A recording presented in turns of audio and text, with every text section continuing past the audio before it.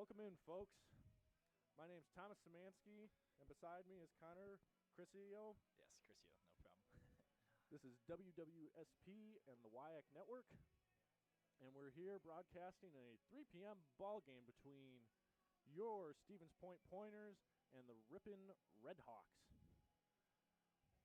Little one-game set here, Connor, and got Braylon Nystrom on the mound for the Pointers, and we're looking to see some good baseball action today. Yeah, it should be a fun day for the Pointers. They're coming off of a 1-3 series loss to the UW La Crosse Eagles over the weekend with back-to-back doubleheaders. And so just looking to get our feet wet here again and get the rhythm back before we go back into conference play. Alrighty, first batter of the game, Alex Pankratz for Ripon, steps to the plate, and the pitch misses high, ball one.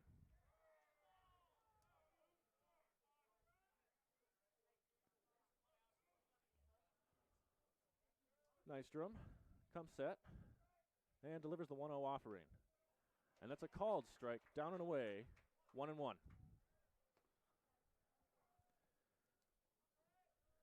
Ripon been having a tough season this year. Indeed, 5-27 on the year. Pointers are 16-18, I believe. Correct. As Nystrom misses inside with the ball, and the count moves to 2-1. Nystrom gets the sign from the catcher Fink and delivers. And that one's fouled down the third base line to even the count to 2-2. Pankratz with a pretty nice swing there. He took it from the inside of his body, tried to take it up the line down third base, but just a little too early there. 2-2 pitch on the way from Nystrom. And he swings and a miss, and that'll be the first out of the ball game. Nystrom sets down Pankratz on strikes for the first out. One away now, and the left-handed batter, Owen Gerhardt, will step up to the plate. Great start there by the Pointers for Braylon Nystrom, the 6'3" sophomore, with his first strikeout of the day.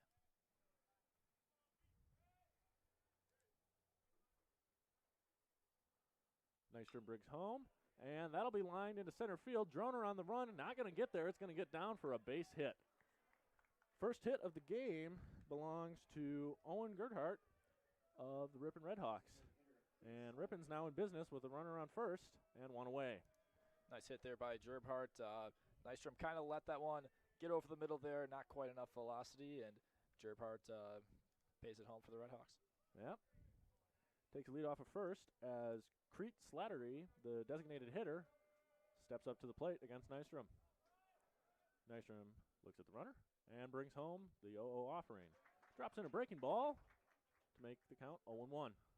This little off-speed pitch there from Nystrom, dropping it into the zone. Tough one for Slattery to be able to hit there, and gets it off to a good start for the Pointers in the count. Agree there, Connor. Good pitch to start off a three-hole hitter. That pitch is in there, and Nystrom finds himself in the driver's seat here, ahead 0-2. See if we can get another strikeout here. That'd be a pretty great start if you could get 2 strikeouts already to start this game here. Be a positive sign for the Pointers, you're right. The 0-2 pitch. Swing and a miss. Crete is down on strikes. And that's another K there for Nystrom. Great start here. We'll see if he can retire the first 4 of the Redhawks. Got him with the high cheese. As stepping up now, left fielder Kyler Hickman steps up to the plate. Nystrom checks the runner at first, comes set, and delivers the pitch. That one misses high, and it's 1 ball, no strike on the cleanup hitter for the Redhawks.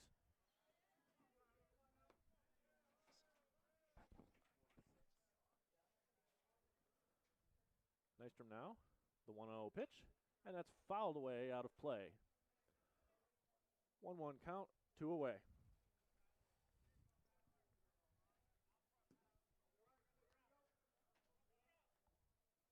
Hickman stepping out of the batter's box here to compose himself. Nystrom taking a look down at his pitch com, looks like. Runner gets his lead from first. And the 1-1 pitch is brought home. Down and in. 2 balls and 1 strike. See if the struggling Redhawks can have a little bit of disciplined hitting here. I mean, they haven't been done too bad so far. Got 1 hit. Definitely looking to get something going. Nystrom pitch is popped up. The second baseman, Mystel, ranging, and it'll be Oliver right on the foul line. He makes the catch, and the inning is over. Redhawks get 1 hit, strand the runner on first, headed to the bottom of the first. Redhawks, nothing. Pointers, nothing. Well, productive inning there from Nystrom. Surrenders no runs in the top of the first. Can't really ask for much more there. Yeah, good start there from Nystrom. He typically isn't really a starting pitcher. He seems like Pointers coaches are letting the boys have a little bit of fun today. We apologize for that noise that came over there. I don't know what that quite was. But Nystrom, usually a designated hitter, but clearly he is a versatile player that can be utilized in multiple ways for the Pointers. He has came in relief a couple of times with about 8 innings of pitching so far, about a 6 ERA. So, you know, I think they're just throwing him out there, see what he can do for today against the Redhawks, and you know, get ready for a hopeful WIAC playoff push here toward the end of the season. All right, Connor, give me a rundown of this guy in the mound. The lefty looks like a little bit of a sidewinder here. So we have Ryan Split, the 6'2", 140 sophomore. He's a bit of a, we'll say, a wiry guy, but seems like he has some decent velocity from my view up here. But you know, I'd maybe advise him to do a couple bicep curls this next off season. Hit the weight room. Yes. Yeah. Well, you know, these wiry lefties, they tend to have a little bit of there's a funk to the delivery. They can be hard to pick up for some guys. Yeah, I agree. We'll see how good his curveball is and such off-speed pitches here. That could give the Pointers a little bit of trouble. He does have a bit of a high ERA, a quite whopping 12. Not saying I could do any better because I can't. I actually am.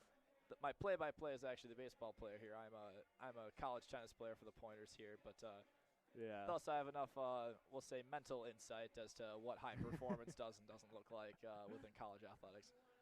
Yeah, you know, this is a guy that's probably getting a chance out here from his coach to, you know, prove what he can do against a WIAC lineup, and that's a big task for some guys. So.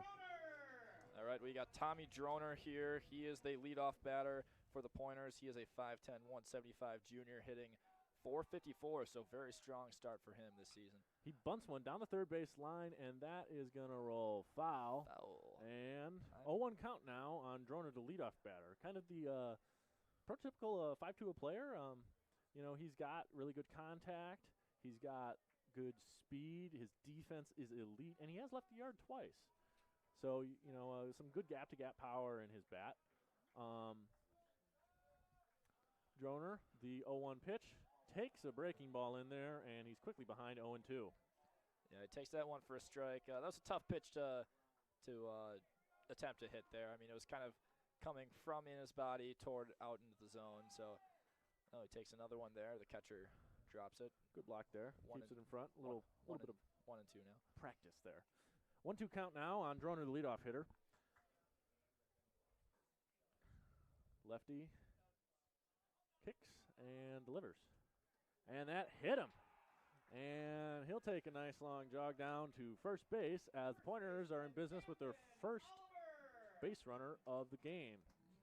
Seemed like Split got a little bit greedy there with trying to throw a off-speed pitch into the zone when he was ahead of the count there. I'm surprised he didn't try to opt for just a fastball to try to get Droner, to bite on that. Definitely. As another lefty steps in with Camden Oliver as he takes a strike on the outside corner to make the count 0-1. Yeah, Camden Oliver had a great game on Sunday. He had 2 RBIs, I believe, against the UW Lacrosse Eagles with a double. They call him Sunshine for his walkout song. That one is popped up. Shallow center field, a little bit of Bermuda Triangle. Shortstop calls everybody off, backs up, makes the catch. And there's one away now for the 3-hole hitter, Connor Olson. Droner still on first. Connor Olson is a 6', 200-pound junior. He is hitting .307 on the year with I believe he did have an RBI in the series against UW Lacrosse, so playing pretty well recently. Solid year. He's got 5 bombs. And the pitch, that's outside. Droner takes off. He's going to second. The throw, not in time, skips away from the second baseman, and Droner's in there with a stolen base. Great speed there by Droner. Great speed. Yep, leading the team in stolen bases.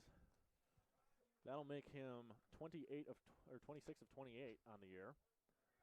And Olson, the right-hander, digs in with a 1-0 count.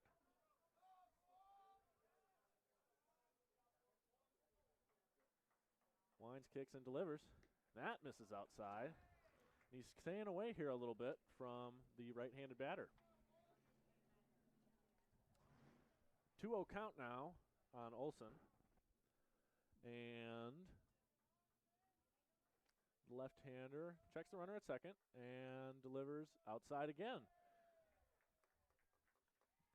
Don't know if Olson will have the green light here, as the left-hander split has been rather wild in this whole at-bat to him. So yeah, 3-0 count. Maybe try to take a walk here unless he lays it over the middle. Yep. And he misses up and away, and that's a 4-pitch walk to Connor Olson. And that brings Braylon Nystrom, a major power threat in this Pointers lineup, up to the plate. Technically the DH, but he's also on the mound today, so yeah, technically the pitcher hitting. Nystrom is going to have a pretty fun day today, I hope, for the Pointers here. It's just like it's Little League all over again, pitching, hitting, and getting to do it all. And the pitch to Nystrom is roped down the left field line. Fair if it's gone. And what's the call? They say foul. They say foul. Oh. Pointers head coach is livid. He wants an explanation, unsure of what is happening. They started doing the steps there all the way around the pond. Yeah, trying to take a jog around the bases, and umpires convening now. And Nystrom got a ton of that ball. I mean, he bombed that far and away. But no indication yet, and they're saying they're going to stick with the call that stands. Unfortunately, with the shortness of the foul poles here at Zimmermann Field, difficult call there for the umpire. I agree. It was somewhat hard to distinguish, and there's also multiple trees back there on that back line too. Yeah, just a really difficult call here for the umpires, and you can totally understand the Pointers' frustration, but unfortunately, you just kind of got to stick with the call in the field here. Yeah, you do. So a long strike here for Nystrom, as he'll look to take a little bit of revenge, shall I say, against the umpire and the pitcher. Yeah, I agree, partner. All right, so runners on first and second here with one away as Nystrom steps in with an 0-1 count. Nystrom looks in, waits, and the pitch. And he takes a ball high. 1-1 count now. Yeah, I say swing away here for Nystrom. Get that good feeling on the bat back.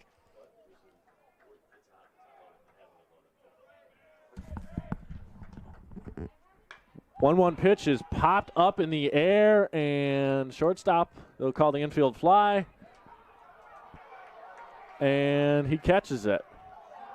Seems Pointers like dugout is not happy with that call. Yeah, it seems like they think they got to just move on here positively as best they can. I know that would have been a great start to the game, but totally you can't have mental distractions kind of get in your way here moving forward.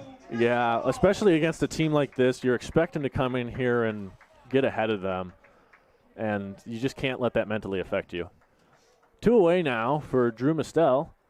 And he swings through a pitch, and it's 0-1. 2 runners on, 2 away, with the second baseman up to the plate. 0-1 count now, and brings home the pitch. That's away for a ball. 1-1 count now on Mistel, the 5-hole. 2 runners on. They can get their lead. And split delivers.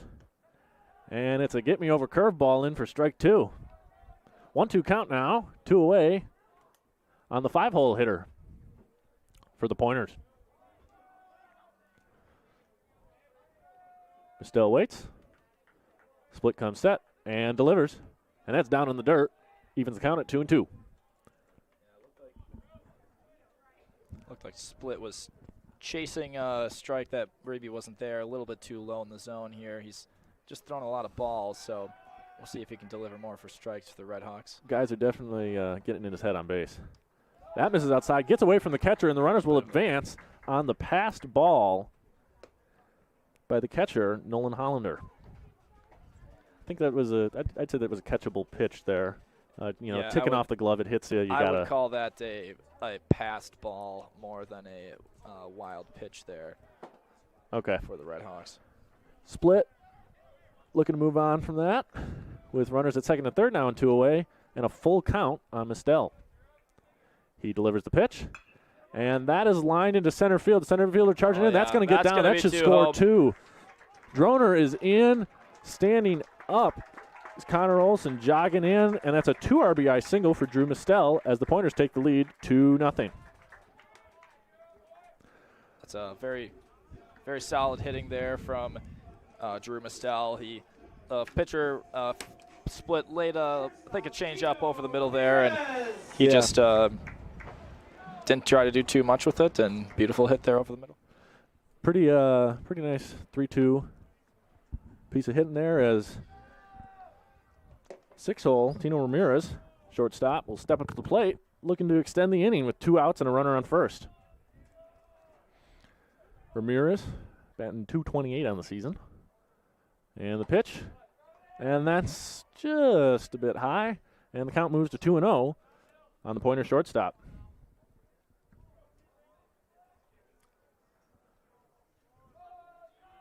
Split gets the sign and brings home the 2-0 pitch, and a curveball that stays up moves the count to 3-0. And you got to wonder if Split's been throwing some wild off-speed pitches here. I feel like he's just got to stick with his fastball, get some more command of his pitches here. He's got to establish the strike zone, that's for sure. At least make the Pointers work. 3-0 pitch is the automatic for a strike. 3-1. Much more higher quality pitch there from Split, just delivering right in the zone and making Ramirez at least think about hitting it. He chose to take the strike, obviously. 3-1 pitch from Split now. And that's taken for a strike as Mistel takes off the throw down, not in time, and Drew Mistel's got himself a stolen base. Ramirez now with a runner in scoring position and a full count to work with. Mistel gets his lead. Split looking in to the catcher for his sign. And the pitch to Ramirez is shot the other way to the right fielder. Right fielder ranging back, makes the catch, and the inning is over. Pointers get 2, though, on 1 hit and some good base running by Tommy Droner as the Pointers, after the bottom of the first, lead the Red Hawks 2-0. Great hitting there by the Pointers. Could have been a little bit better there. Obviously, there was a little bit of a controversial call. However, we will take 2 runs after the first inning nonetheless. Definitely. To get through that inning and still have something positive that comes through it, regardless of the fact that there were some calls that you felt may have not went your way, is great. And then I want to ask you, Connor, Split, do you think part of the reason he's struggling to find the zone isn't because his fastball can't find the zone, but he doesn't trust that his fastball can beat these point hitters? I agree. It's exactly that second point there. He seems to just not really trust it, but he was delivering it very, very well. Yeah. On that last at bat there by Ramirez, he delivered 3 fastballs in a row pretty much with that lefty 3/4 pitch there, and was able to get him out at the end. Yeah, no, I mean, the thing is, as a former soft-throwing left-handed pitcher, the issue that you can have is with your confidence of your fastball, just because if you leave it over the zone, guys are going to mash it, as Nystrom did there, even though it didn't go his way. Yeah, I feel like, though, he's at least got to try to get a little bit more just rhythm here, right? Make the Pointers play. When he's throwing all these wild balls with these off-speed pitches that I don't think are quite yet as fully developed as he would like. If they're going for balls that are not close to the zone, it's not really going to do much for the Red Hawks. Yeah, I got to agree with that. Nystrom here looking to work in his second inning of work, building upon his small resume that he's put together as a pitcher this year. Going into this game, he only had 8 2/3 innings of work, so, looking to deflate that ERA and kind of pad those stats.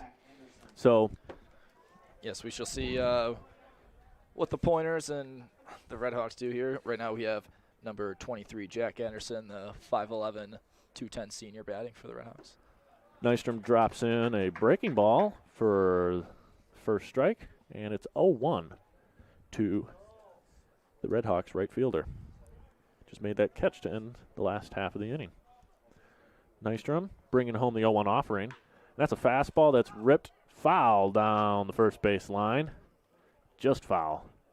Close call there.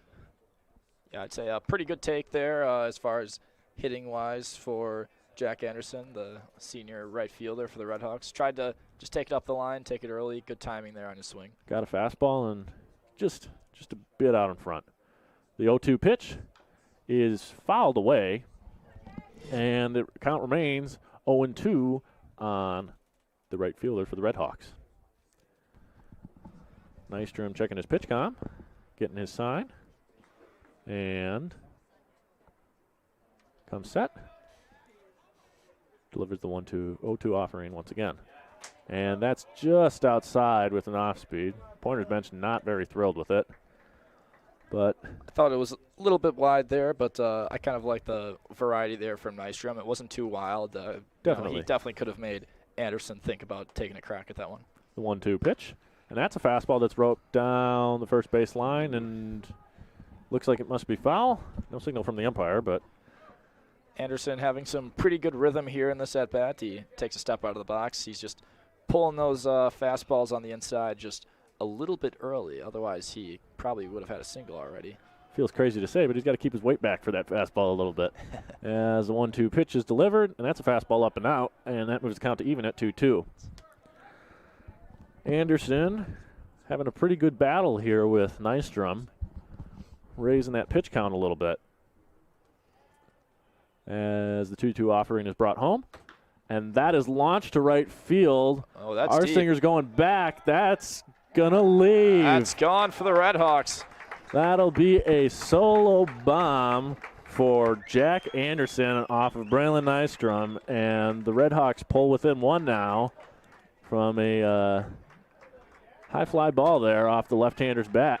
That was a very good, strong at-bat there from Anderson. He made contact multiple times on pitches that were wise to do so, and Nystrom kind of left it over the middle a little bit with, I would say, a weaker fastball, and Anderson slammed it out of the park there. Yeah, I mean, I understand the, you want to trust your fastball there, but he was really squaring that up. He was squaring it up. Opposite of what I was saying about Ryan Split. Ball one that there. Might have been the time to go with a little bit of off speed. The first baseman, Peyton Ackers, freshman, number 25. The 1-0 pitch is brought home, and that is hit the opposite way out to the right fielder, and he ranges to his left and makes the catch. One away now in the top of the second. Alex Ramos steps up to the plate, sophomore third baseman, looking to expand on the damage that the Redhawks have been able to do this inning against Nystrom. Nystrom engages with the rubber, gets his sign from Fink, and delivers the pitch. Fastball in there for strike one. 0-1 count now on the third baseman.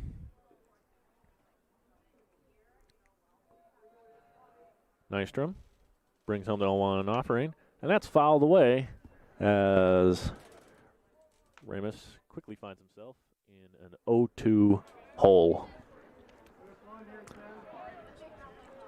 Nystrom comes set, brings home the 0-2 pitch.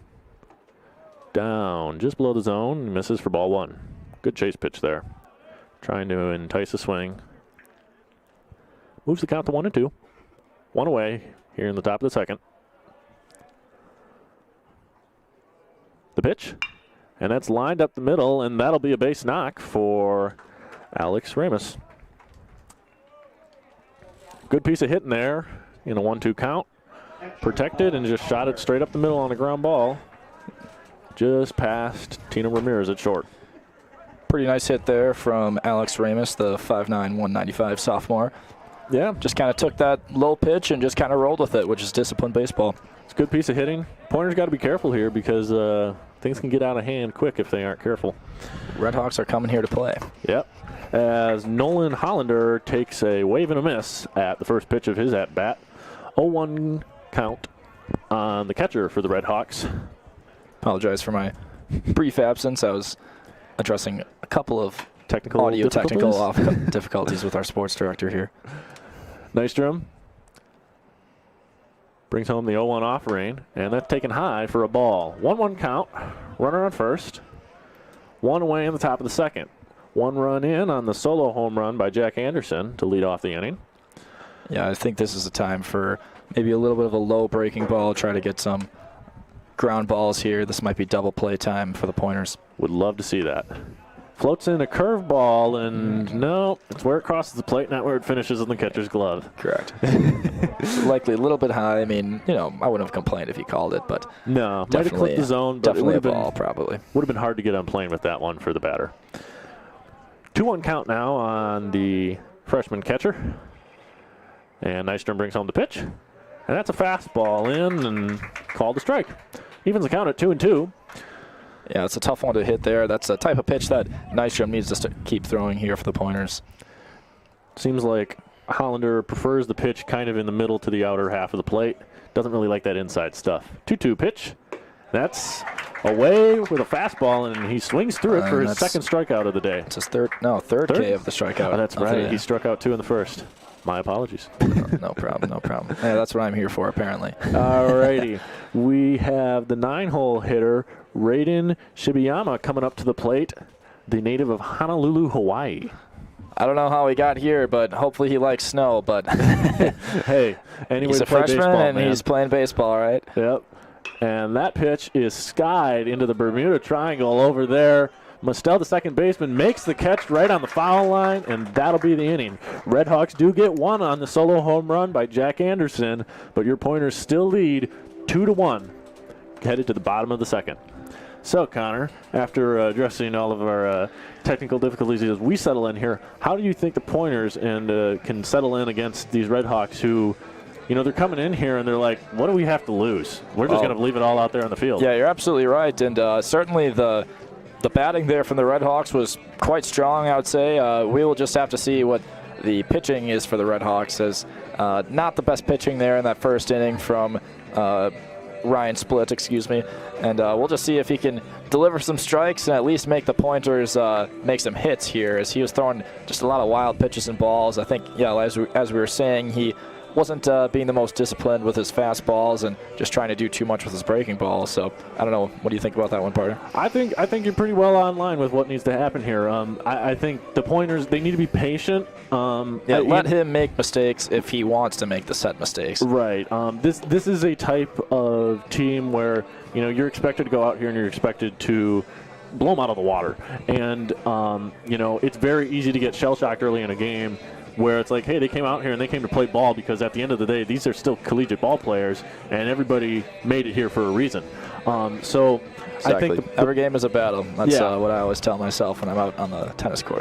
That goes. The Pointers, I think they need to take until they get a pitch, or it's 2 strikes, where it's like, this is the pitch that I want. Be selective with what you're taking, or what you're taking a hack at, and you know, lay off the junk, because as a former junk baller, I feast when people chase. And this man right here, he's going to feast if the Pointers chase all day on pitches out of the zone. So stepping up to the plate in the bottom of the second inning is Nick Argersinger, the right fielder. Another lefty-on-lefty matchup, as curveball stays up there for Splitt, and the count is 1-0. You know, Argersinger, the 5'10", 190 junior, the right fielder here. See what he does. Had a pretty productive year. That one misses up, and it's a 2-0 count on the leadoff batter in the bottom of the second. A lot of lefty-lefty matchups in the lineup today. as that one is taken a little high, and it moves the count to 3-0. I think the Pointers had a little hitting discussion in the dugout that said that maybe take till you get a strike here. Yeah, I agree there. Good coaching. That's what they prayed for. Definitely. And the 3-0 is taken for the automatic, and it's a 3-1 count on the left-handed right fielder. Better pitch there from Split. Wasn't very hittable either for our Pointer batter. And that one hits Artersinger in the elbow. Be some ice tomorrow. Not terrible, but the elbow, man. That's why they ice themselves out with them elbow guards and all that. Yeah, that's true. That's true. They got him for a reason. The other thing is, I think what Split really needs to do here, because we saw it with the fastball in the 3-1 count. Throw fastballs like that, not in the 3-0 count. You know, I think he's obviously we can kind of tell there's a lack of confidence with his fastball sometimes. But, you know, even if you do have that slow fastball, a lot of guys will look at it and they'll be like, oh, I'm going to take that 450 to dead center, and they're going to pop it up. And you can make a living off of that, you know? Exactly. Nothing's a guarantee, especially when you're thinking that preemptively. Exactly. So, you know, I think if he can just find the strike zone with his fastball and attack these hitters, because right now he's pitching passively. He's working himself into tough counts. He's upping his pitch count, and, you know, he's potentially putting his team, who's got conference games coming up, into a tough situation if they need to bring some arms in from the bullpen. Yeah, I agree there. And, I mean, he has all those fielders behind him, right? They're not just here to pick grass. They're here to run after the ball and throw it to their teammate. Exactly. Let them put him in play. As that ball is bunted there by Fink, and ooh, a little bit of a wild throw there from Split. So he will reach on what no doubtly will probably be determined as a base hit on a bunt. And there are 2 runners on with no outs for Jackson Adams, the left fielder. And Adams has had a pretty productive year. You know, does his job at the bottom of the order. He gets on base, turns things over for the top, and he's got an RBI opportunity here with 2 men on and none away. Yeah, 268 for a 9-hitter is not terrible. He had a bit of a he had a decent game on the Sunday against La Crosse. He got 1 hit, and I believe he did get 1 RBI. Unfortunately, he did strike out when we were trying to make a little bit of a rally, but that is baseball, right? Yeah, you know, you succeed 30% of the time, you're a Hall of Famer. So yeah, exactly. That's baseball for you. But yeah, he had a nice series against Eau Claire. He had a lot of on base, big old on base streak. So he's seen what he can do here with a 1-0 count, no outs, and runners on first and second. And the pitch to the lefty, feigns a bunt, pulls it back, and it's taken for ball 2. So it looks like the Pointers are willing to play a little bit of small ball here so they can get themselves a healthy cushion before they start just hacking away, which solid strategy. You know, make the other team beat themselves. That's one of my favorite things to tell a team in baseball. It's a smart strategy in any sport, partner. Yep. As Adams gets the 2-0 pitch, he pops it up on a bunt. That gets down. Split goes to third to get the force out, and on the fielder's choice, Adams is safe at first, so runners remain at second and first, and the order will turn over to the top for Tommy Droner, the center fielder, with 1 away. Well, I guess Adams just really wanted to get on base there and said, sorry, Arsinger, you're heading to the bench because I'm taking first base here. Ah, well. Just kidding. Yeah, he's, you know, this is a bunting team. They've shown that they're willing to play small ball. As Droner lines one through the 5-6 hole, and third base coach is going to play it station to station here as the bases will now be loaded for Camden Oliver, who I think you can make a pretty safe argument that he's been maybe the best hitter on this Pointers team this year. Yep, Sunshine as they call him. He has done a great job. Massive power. He is 6'240", so he's definitely been in the weight room and the restaurant as well, and we'll see if he can maybe send one out of here, preview our eyes to a good hit. Yeah, he got under it a little last time as he fouls that one, corkscrewing it down the third base line. He popped out last time, and all he really needs is a ball to the outfield. You know, obviously you'd like the extra base hit, but to get one across would be nice this inning. Yes, this might be the one hitter where Split's fears are very valid. As he rolls that one over down the first baseline, Oliver hustling, And he doesn't get tagged according to the first base umpire. Everybody's safe, and a run scores on an infield single by Camden Oliver. Wow. Interesting. Can little, I get your opinion on that Interesting call? little dribbler there. I mean, I don't really know what that umpire was seeing. If I'm being unbiased here, I mean, I think he totally tagged him out, but he's called safe, and yeah, nobody was called out, and we're able to get our runner home there. Here's my thing. I think the home plate umpire had a much better angle on that call. Yeah, and then the infield umpire came swooping in. They appealed and they called him safe. One call one way for the Pointers, and one call one way for the Red Hawks. And a little bit of a Division III makeup call there. I don't think that would have flew at the Division I level with the replay systems they have there. I think it looked like he might have got the jersey, but regardless, base is still loaded, one away for Connor Olson as he flies that into right field. Looking to tag is Adams. Adams will tag. Droner headed towards third, and both will advance. Adams scores on the sac fly as the Pointers get another run across. And there are now runners at first and third for Braylon Nystrom, looking to maybe enact a little bit of revenge on a baseball after giving up a home run last half inning. Solid little sac RBI there from Olson here. Yeah, you're doing your job there. You're never going to complain about a sac fly. It doesn't impact your batting average, and you get another RBI on the books. Nystrom, the right-hander, stands in, and the pitch. Fastball in there for a strike. So establishing, might be too soon to say this, but a little bit of confidence there with the fastball, attacking right away in an 0-0 count. Yeah, he's at least trying to make it happen now, make the Pointers work, and that's what he should be doing. As Nystrom rips that down the third base line, foul. Good thing Droner standing out there in foul territory. It looked like it nearly got him. Yeah, nearly nipped his ankle. But ankle biter did not connect. As Nystrom now in an 0-2 hole. Two away. Runners on first and third. Oliver with a one-way lead off of first. And the pitch. Curveball in there called. Third strike. I think that was definitely Split's best pitch there. Went with, what do you say that was? Curveball. Curveball, yeah, I'd say it was a curveball. Good old Uncle Charlie there. And pitcher defeated pitcher there. One of them was going to do it either way. In this case, it was Split doing how he would have preferred it with his own arm, not the pitcher's bat. Definitely. So Pointers get 2 runs that inning. They grab one back and another extra.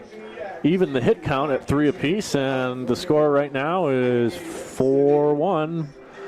Stevens Point Pointers. Headed to the top of the third inning. Nystrom now heading back out there for his third inning of work. And Connor, obviously, don't give up another home run, but what does he have to do to be effective against what is going against this top of the lineup again? Although he did give up that home run there, I say just keep throwing his fastball, but maybe when he needs it, when he's in a bit of a jam, like he was against Anderson when Anderson hit that home run there, I say definitely be comfortable working in some of those off-speed pitches when you need it. Otherwise, make the Red Hawks take those strikes and just see what happens there for as far as putting the pressure on the weaker team to make the plays. Got to agree. I mean, Nystrom here, he's working.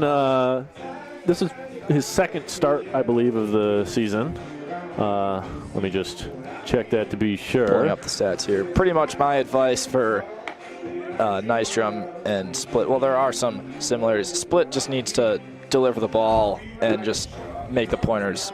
Both of them need to make them play, but I think Nystrom, with us being the better team, has a little more leeway actually with his pitches, whereas if Split is just throwing wild balls, that's just not doing anything for any Red Hawk fan nor player.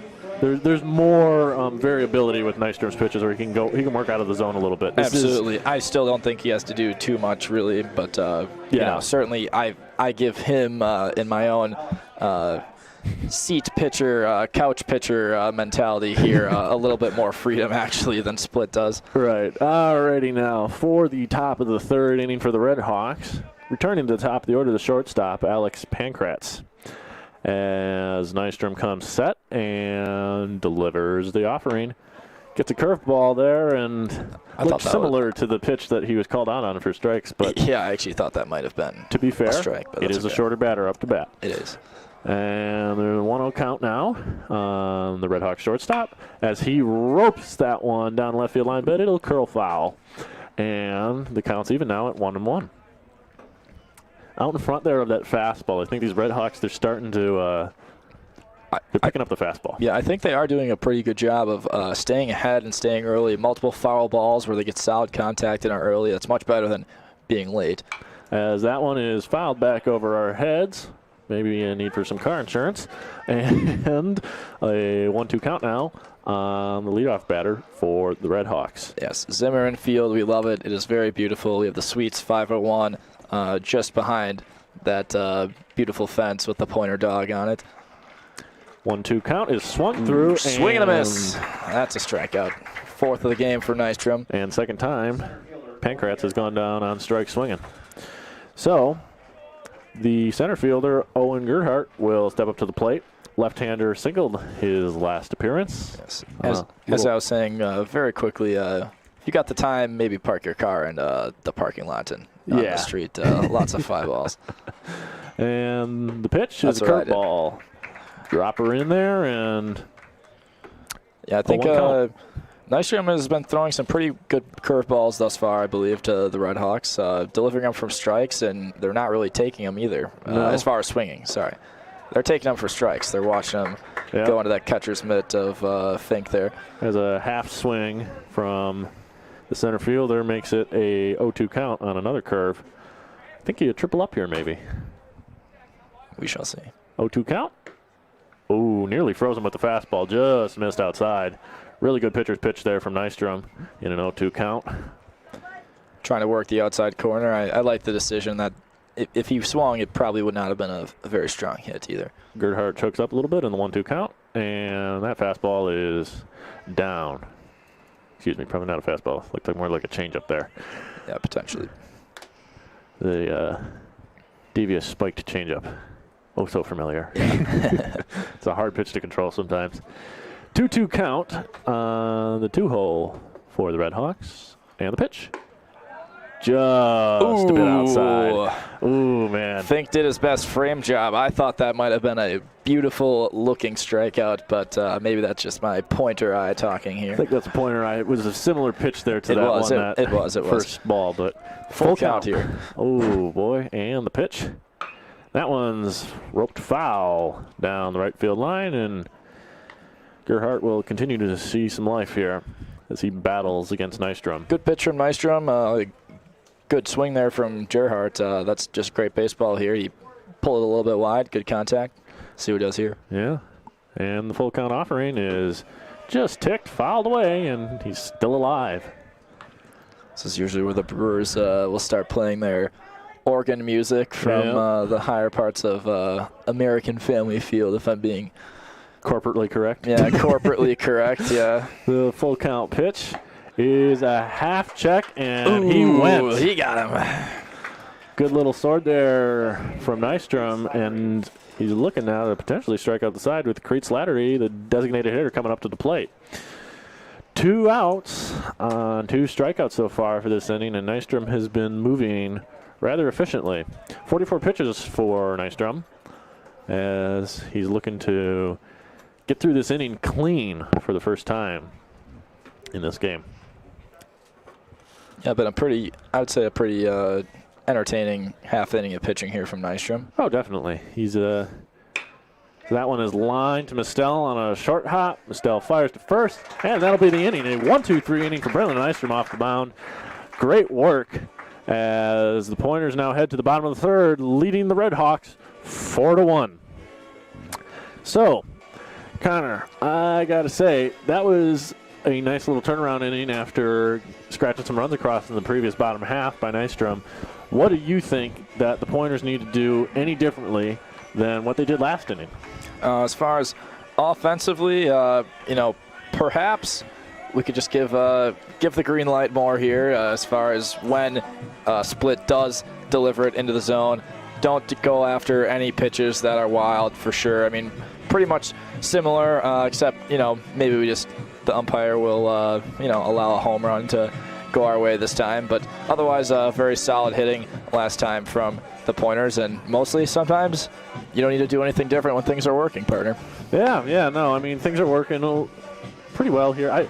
I'd say this is, he's given up 4 runs here, Split has, but I don't think you're necessarily too mad. This is going to be his 3rd inning of work, and there's guys getting a little loose. 2 times 9 is 18, so that's a pretty high-scoring game still if you average this all out here for the Pointers. But, I think, and especially in a non-conference game, that's kind of a bit of a tune-ups exhibition here for both sides, really. An opportunity for some younger guys to maybe get some chances. He's getting innings. He's getting work, and he's getting to see, here's what's working, here's what I might need to work on. Yeah, and certainly, the Pointers we are 16-18, but we play in one of the better D3 baseball conferences in America for sure. So I think there's an argument to make that it's the SEC of Division III. I think, yes, just for overall for any sports, we're very strong. All righty.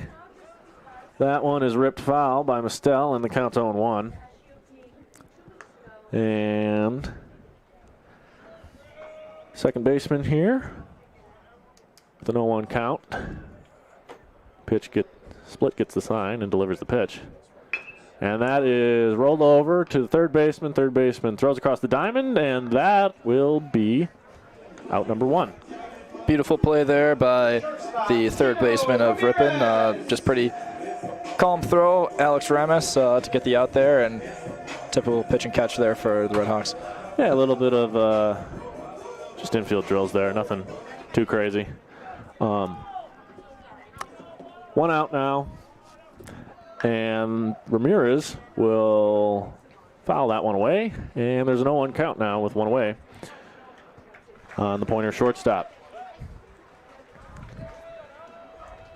Split gets the sign, wheels and deals, and I think that one might have got called a strike if catcher hangs on to that. It's a good curveball there from Split. Yeah, it was nice off-speed pitch from Split. Seems like he's starting to get a little bit more command of his off-speed pitches. He did better last inning than the first inning for sure. As that fastball misses high and away, and the count's 2-1. Ramirez here looking for a hit to get this inning off and cooking for the Pointers. And Split brings home that fastball, and that's out. And it's a 3-1 count. Not too bad of a pitch there from Split. I think it could have been, it was probably a little bit high on him, but yeah, that's the kind of pitch he wants to be throwing.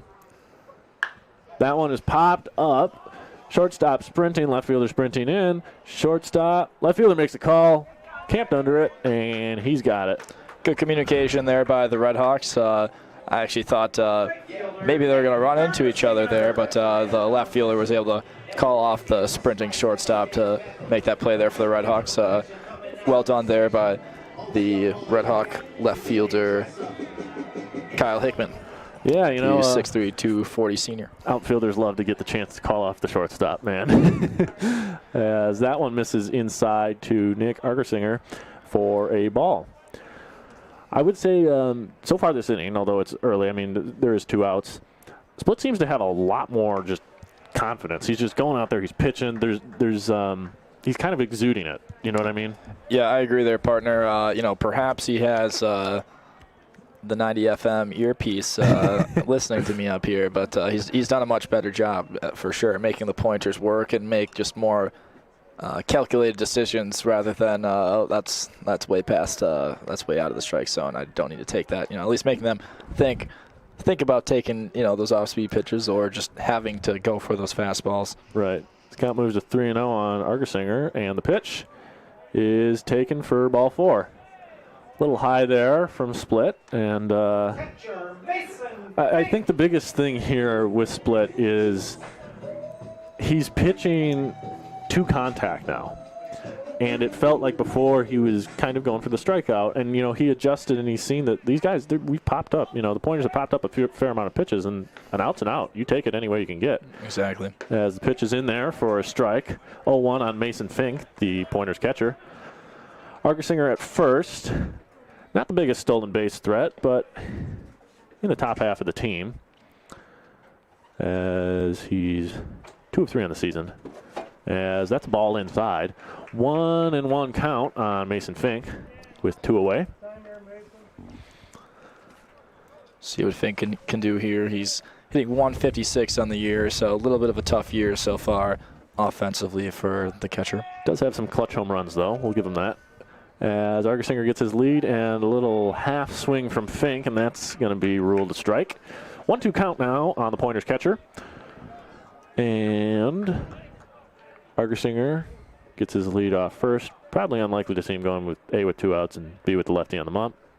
And that one's just outside. 2-2 count on the right-handed hitting catcher. Split still doing a better job now. He's gotten ahead in the count more as of recently, and I advise him to keep doing that from a Red Hawk perspective. Yeah. And the pitch. And that's swung through by Fink. And there's the first scoreless inning for Split as the Pointers go down nearly in order.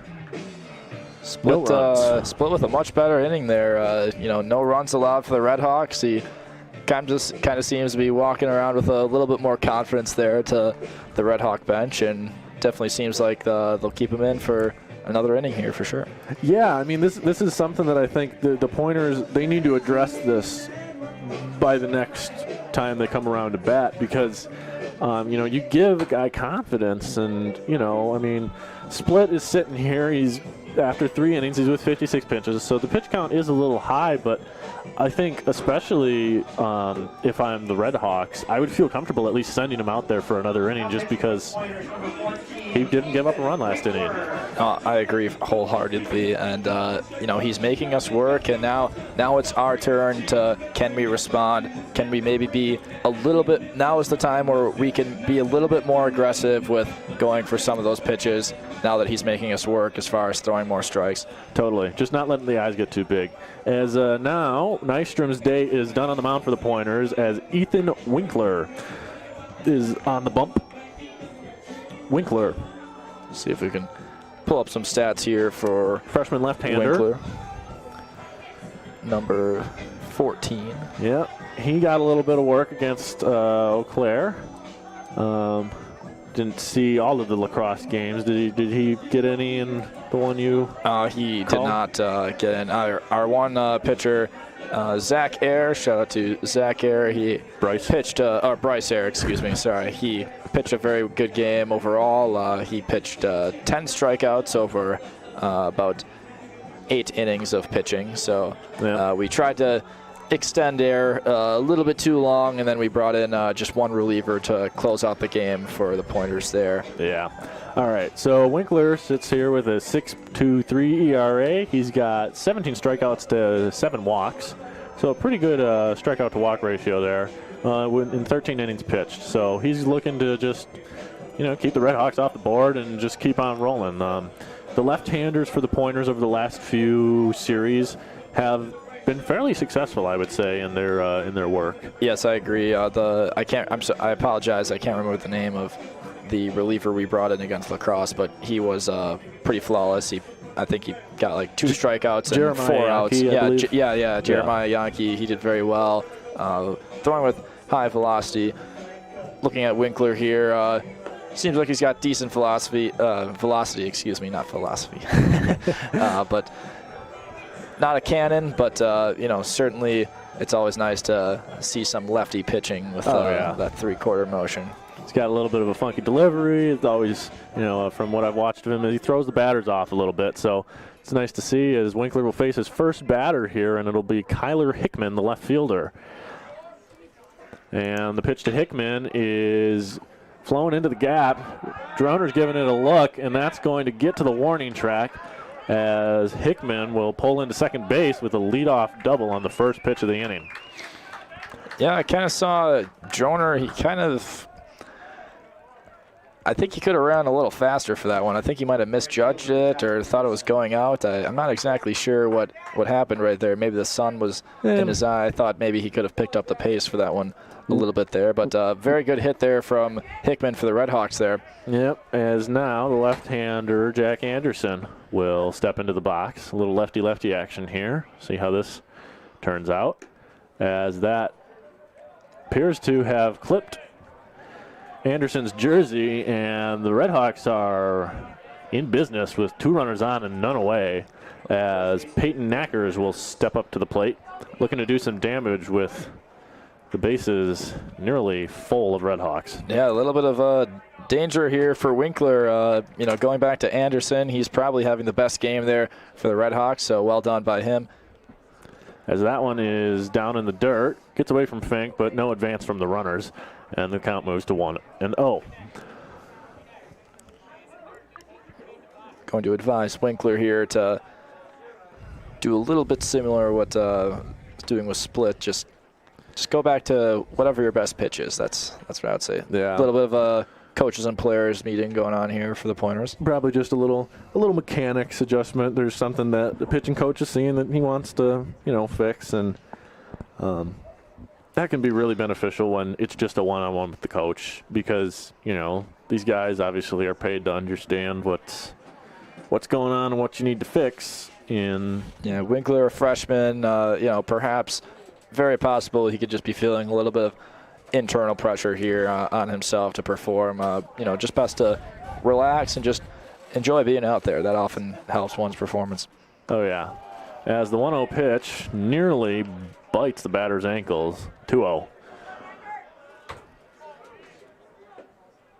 Winkler gets the sign on his wrist, and the 2-0 pitch is brought home, and that's a strike. Firm little fastball there. Probably a little bit of frustration on Winkler's part. A relief pitcher is one of the most pressure-filled things to do in pretty much all the sports. So, it's as a freshman, especially the pitching coach coming out there, part of it's just, hey, take a breath. You're all good.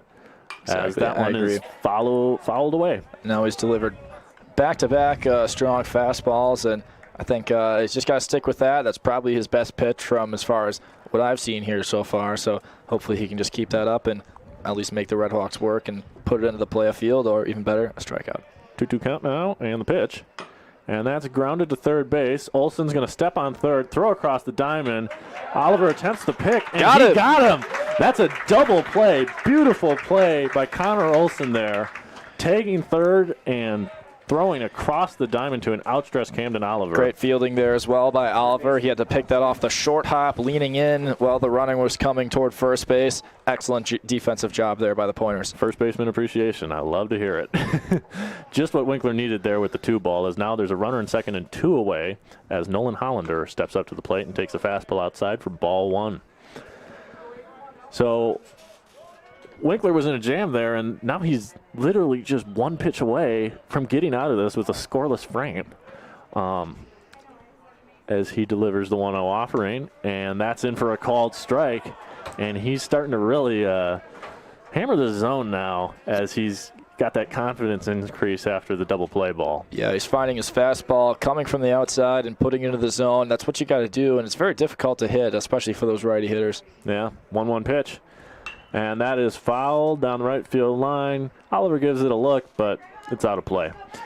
Moving the count to 1-2 now with the runner on second and 2 away.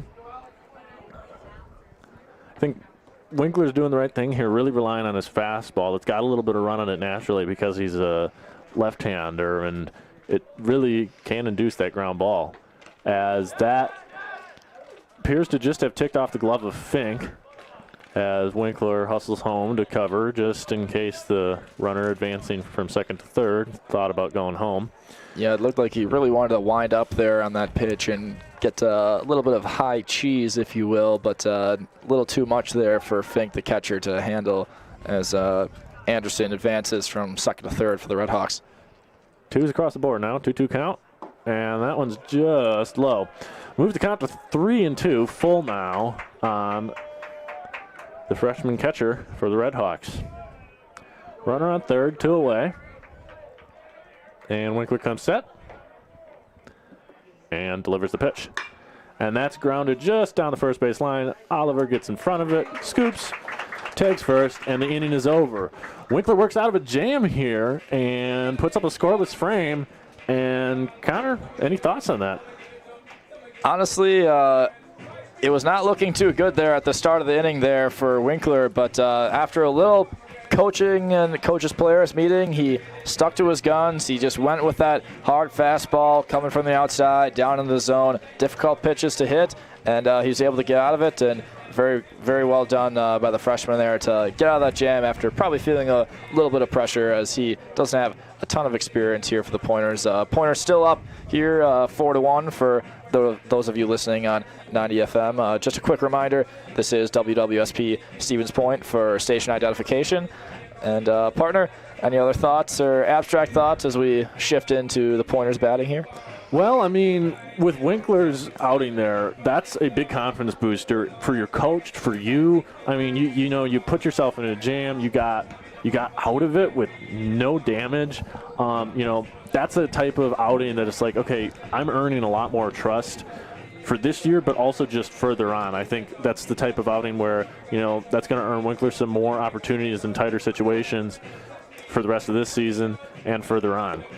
Here with Split now coming back out for his 4th inning of work, and his pitch count now is sitting at 56 pitches. So I think with a few guys standing around the bullpen out there, they're going to kind of play it by ear. I think if a few guys get on, you know, we might see a relief pitcher come in, but Split's kind of settled in here. You know, even though it is only one scoreless inning, you know, at the college level here in D3, you know, you get 4 innings of 4-run baseball. A lot of times you should be able to win a game if you only give up 4 runs. Yeah, exactly. Obviously, lots of baseball to play here, and we will see if the Pointers can put more pressure here on Split as the number 9 hitter, Jackson Adams, comes into the plate. He is hitting .268. Overall, pretty good season here. He did get on base last time on a fielder's choice. And that first pitch is a called strike on Adams. And the second pitch is just inside. 1-1 on the leadoff batter for the inning, Jackson Adams. Adams getting a little lefty-lefty matchup here with Split. And the 1-1, that misses high. 2-1 count now on the Pointers left fielder.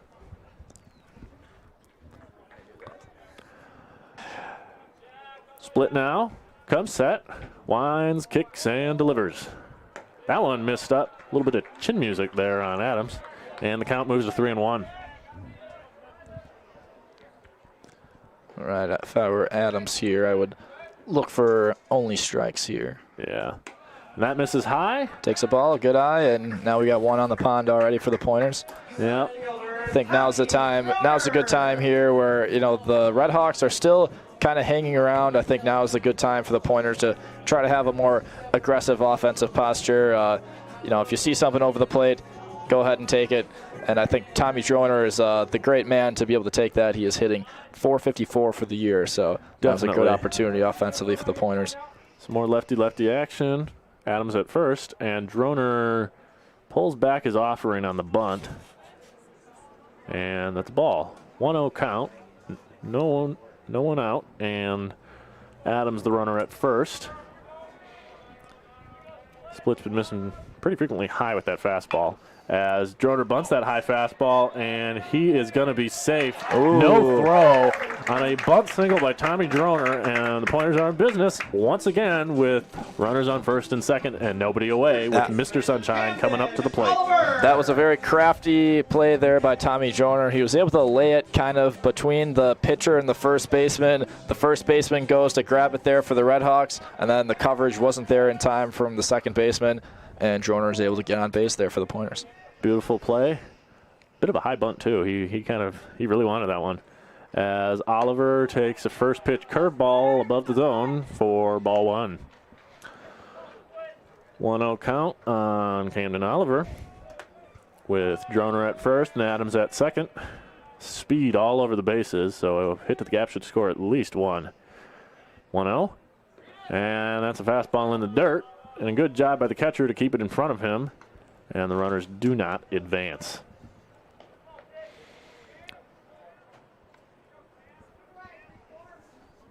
Oliver, left-hander, steps in with a 2-0 count now against Split.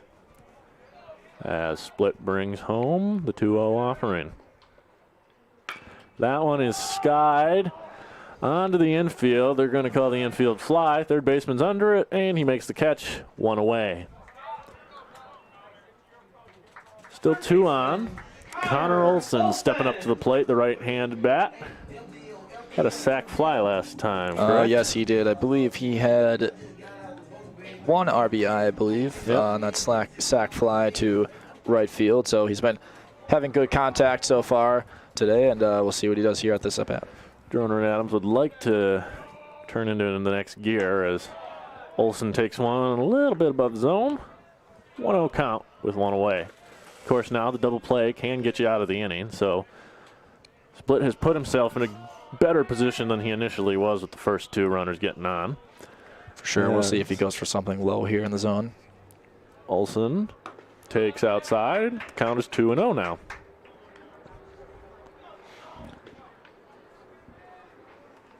Tried to hit the right side of the corner there on the right-handed batter, Olson. Split's been locating that fastball a lot better, even when it has been missing in the zone. They're competitive pitches. For sure, for sure. 2-0 count, and that is chopped off the plate for a foul ball, and the count moves to 2-1 on Olson.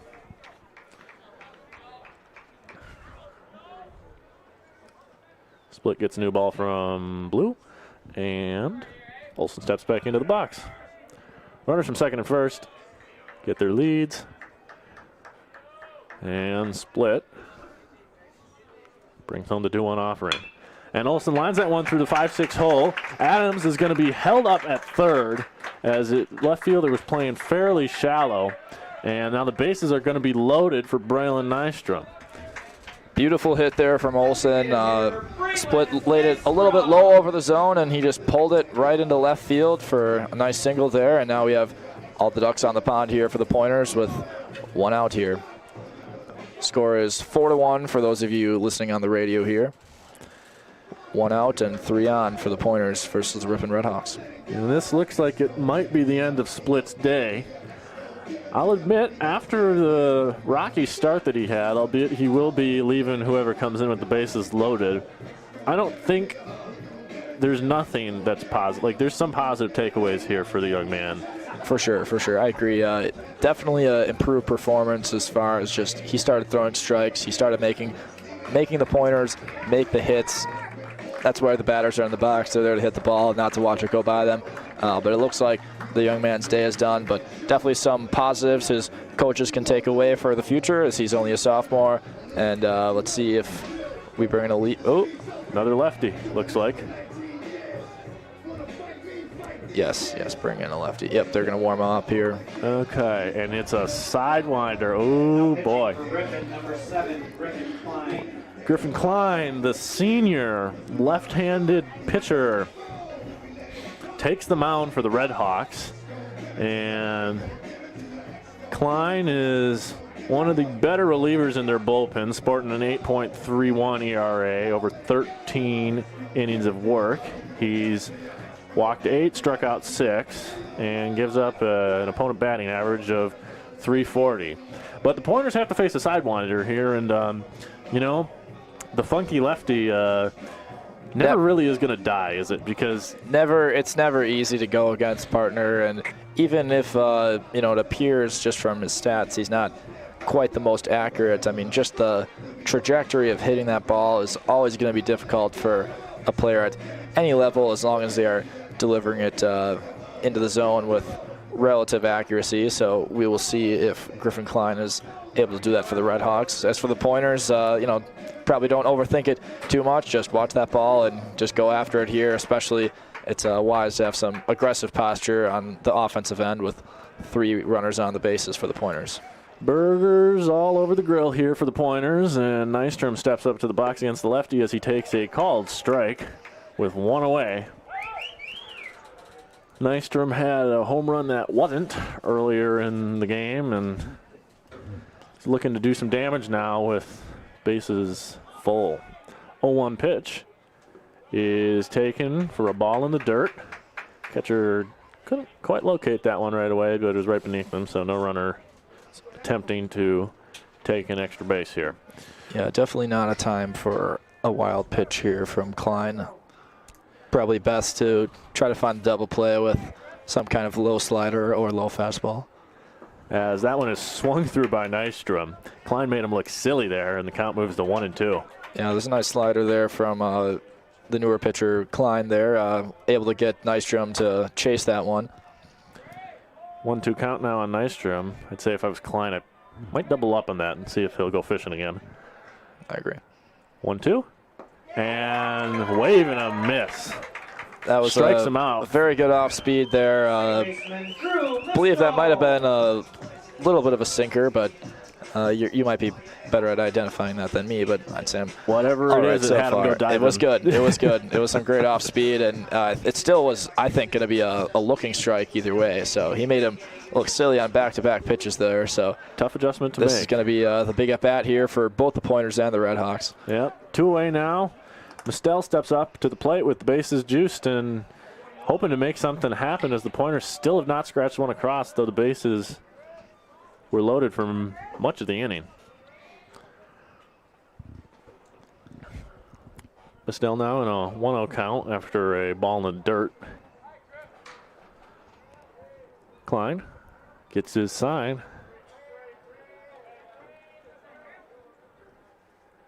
Goes into his delivery and snaps the arm forward.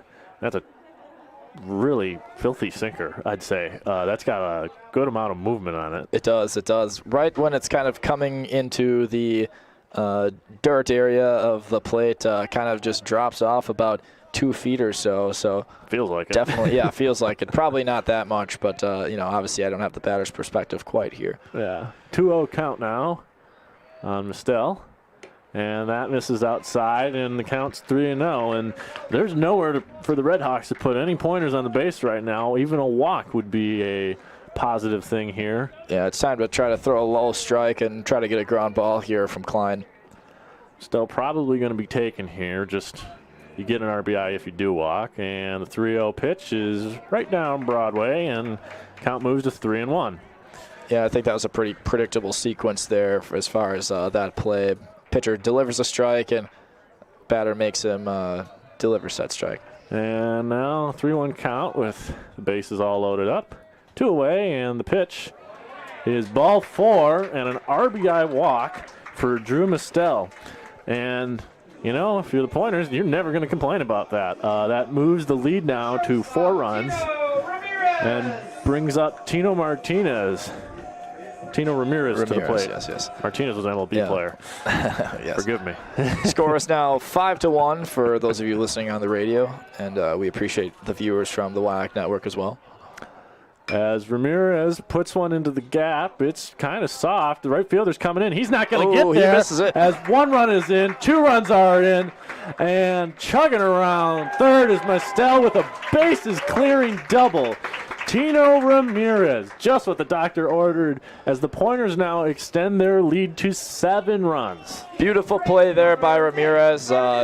Pitcher kind of left it over the zone enough, not quite enough speed. He just reached it out in front of him and was able to drop it down kind of into mid-center and right field there. The right fielder, Jack Anderson of Ripon, tried to make the diving play, not able to quite come up with it.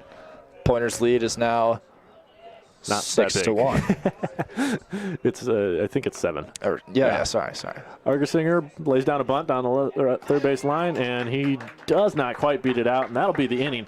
But the Pointers get a boatload of runs, 4 across in the inning on the 3-run double from Tino Ramirez and the RBI walk by Drew Mistel, and they lead now 8-1. Excuse me.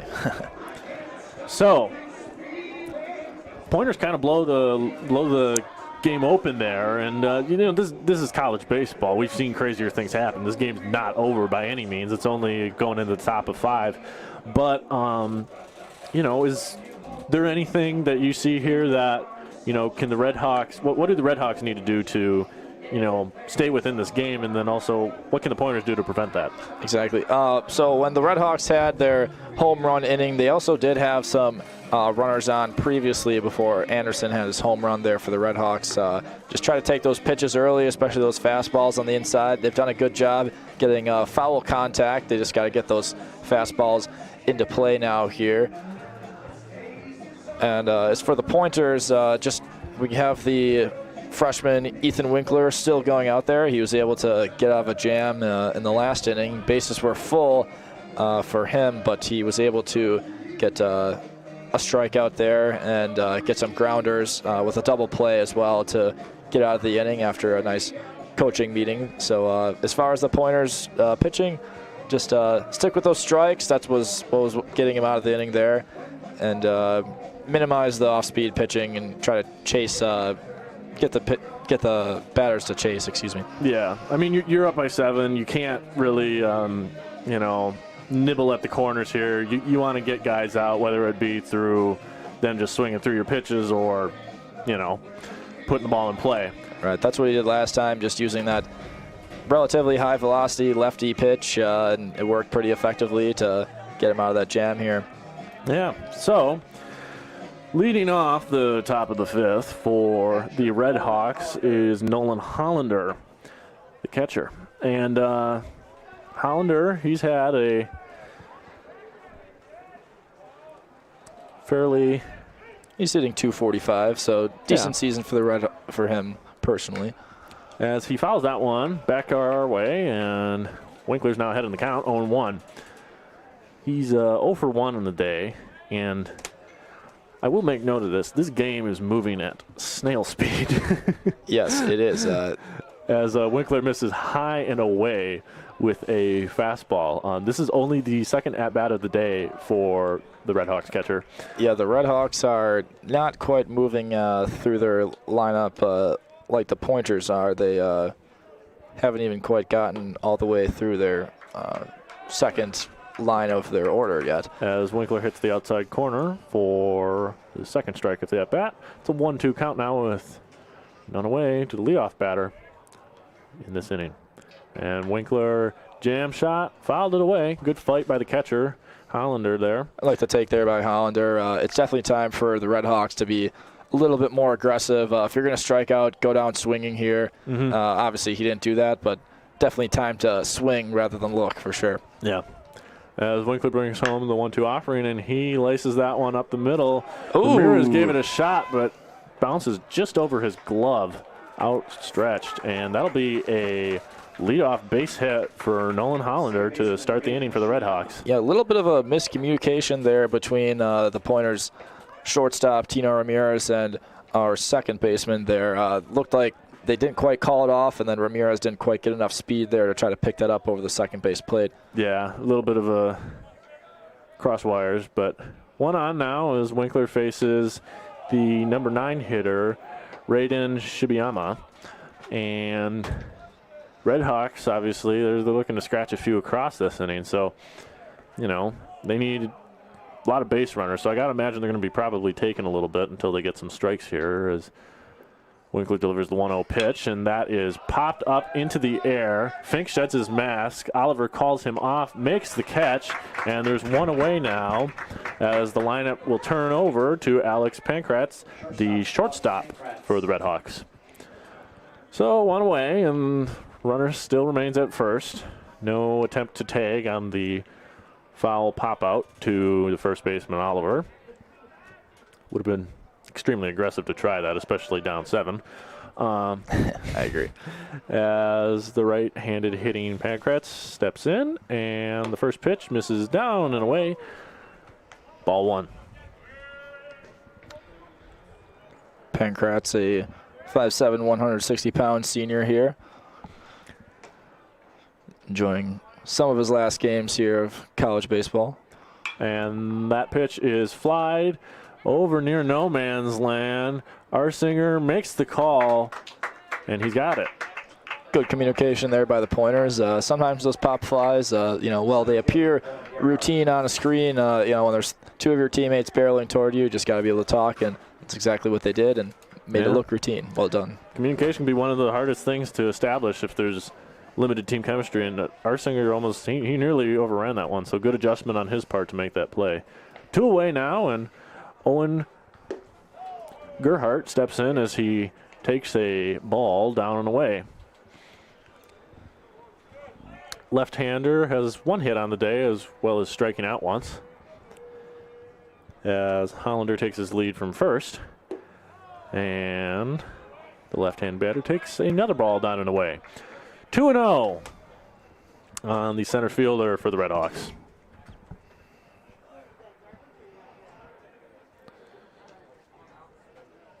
Winkler delivers the pitch, and that misses high. 3-0 count now. Got to just groove a fastball here. Can hardly imagine up 7 runs that these guys are going to be hacking away at a 3-0 fastball. So, no, I doubt. Winkler delivers the pitch, and it's the automatic. 3-1 count now on the 2-hole hitter. Pretty good take there from Gerhardt. No sense in trying to chase anything that wasn't really there. I mean, it was a strike, but don't want to try to ground out here while you have some momentum. Yep. 3-1 pitch is taken for a ball. And Gerhardt will walk, and there are 2 runners on now for the designated hitter, Crete Slatterly. All right, we'll see what Slatterly can do here. Definitely a decent opportunity here for the Red Hawks. This is the position they want to be in, and this is definitely a good time to swing away here for the Red Hawks if you find that right pitch. Definitely. Easily the best batter up right now for them as he lines one into the gap. Droner shaded that way. He gets under it, and he's going to make the catch, and that'll be the inning. Winkler gets another scoreless inning, works through some traffic on the base paths, and the score remains your Pointers 8, Ripon Red Hawks 1. Great play there by Droner there, sprinting that down. It was pretty deep. I mean, he was basically around warning track territory there. So Slatterly with a very good hit there for as far as contact for the Red Hawks. That's the kind of pitch you want to be taking and driving into the outfield. Just nice play there by Droner to get him out. Yeah, I mean, the Pointers have done a wonderful job limiting Slatterly because this is by far and away the best hitter in the Red Hawks lineup. It came into the game sporting an average of .402. I mean, batting over 400 at any level is rather impressive, and slugging nearly 600. So, you know, to hold him to 0-3 is a big aspect of the success that the Pointers have had today against the Red Hawks. Yes, I agree wholeheartedly. He hasn't exactly had bad at-bats per se, but end of the day, 0-3 is 0-3 in baseball. Yep. As entering the game for Ripon on the mound, Antonio De Bartolo, the right-handed senior. All right, we shall see what he does as we evaluate his warm-up. Appears to have a pretty strong fastball-dominated game. However, we will see once we get a batter in front of him here. Yeah, you never know. He might be deking him. Yeah. Could throw a bunch of ephyses for all we know. That can be effective even at this level. De Bartolo is from Arlington Heights, Illinois. Went to Rolling Meadows High School. He's 6'3", 180. So a bit of a taller guy on the mound. And he's replacing Klein, who only faced 4 batters and went through 2/3 an inning of work. Yeah, the Pointers are making the Red Hawks dig into their depth here, but really for the Red Hawks, you could argue it's not the worst thing ever as far as just getting ready for their last couple conference games there. Just see what's working and what's not as far as the depth on their team. And same deal here for the Pointers as we have a sizable 7-run lead. So we'll see if within these middle to end innings here, if we can get some younger players in there, test the depth of the team. Yeah, so De Bartolo sports a 6.3 ERA, which is second best for relievers on this team. He's made no starts, just relief appearances in 10 innings of work. He's given up 7 hits, 7 earned runs. He's walked 11 and struck out 7. But he only yields a batting average against of .212, so he's a little bit harder to hit, and the walks are more of the problem for him. Okay, well, we'll see if he can deliver strikes. He could prove to be tough for the Pointers. If I'm the Red Hawks, I'd probably be looking to get about 2 solid innings of work out of him here. Yep, want to get some length out of him as Mason Fink steps up to the plate, and that fastball missed up. He's got a little bit of ride, a little bit of action on that fastball, it looks like. Had some movement on it, so that could be another factor. As De Bartolo comes set and brings home the 1-0 pitch. That one was up near Fink's chin and moves out of the way and moves the count to 2-0. Fink, the catcher today for the Pointers, is it's 156. He's 0 for 1 with a walk, I believe. Yep. As he flies that one down the left field line, that's curling way foul over by the batting cages. And the count moves to 2-1.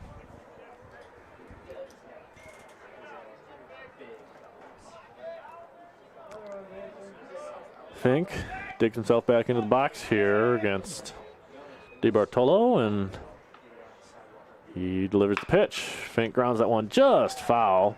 Strong fastball from DeBartolo there. Fink with a nice swing on it. Was kind of up in the zone and grounded away for strong contact. Yep. 2-2 count now. I would kind of imagine that DeBartolo is going to be relying on that fastball. It seems like it's a very good pitch of his. It is. It does seem so. Fink stepping out. I don't know if there's something on the ground there on the batter's box. Not quite sure what's happening here, but might be something with the grounds. Maybe there's a bee? Stray tarantula in the batter's box there. Fink stepping back up into the plate. Who knows? 2-2 count on the Pointers catcher, as that just misses outside with a breaking ball and moves the count to full. 3-2.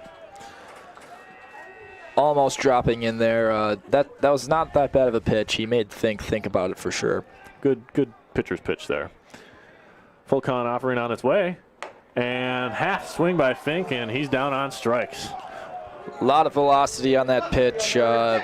Fink wanted to get on base, just not quite enough, and too much heat there from DeBartolo. Yeah, went with the high cheese, and a lot of guys have a tough time laying off of that, as that will bring Jackson Adams, the left-handed hitting left fielder, up to the plate for the Pointers.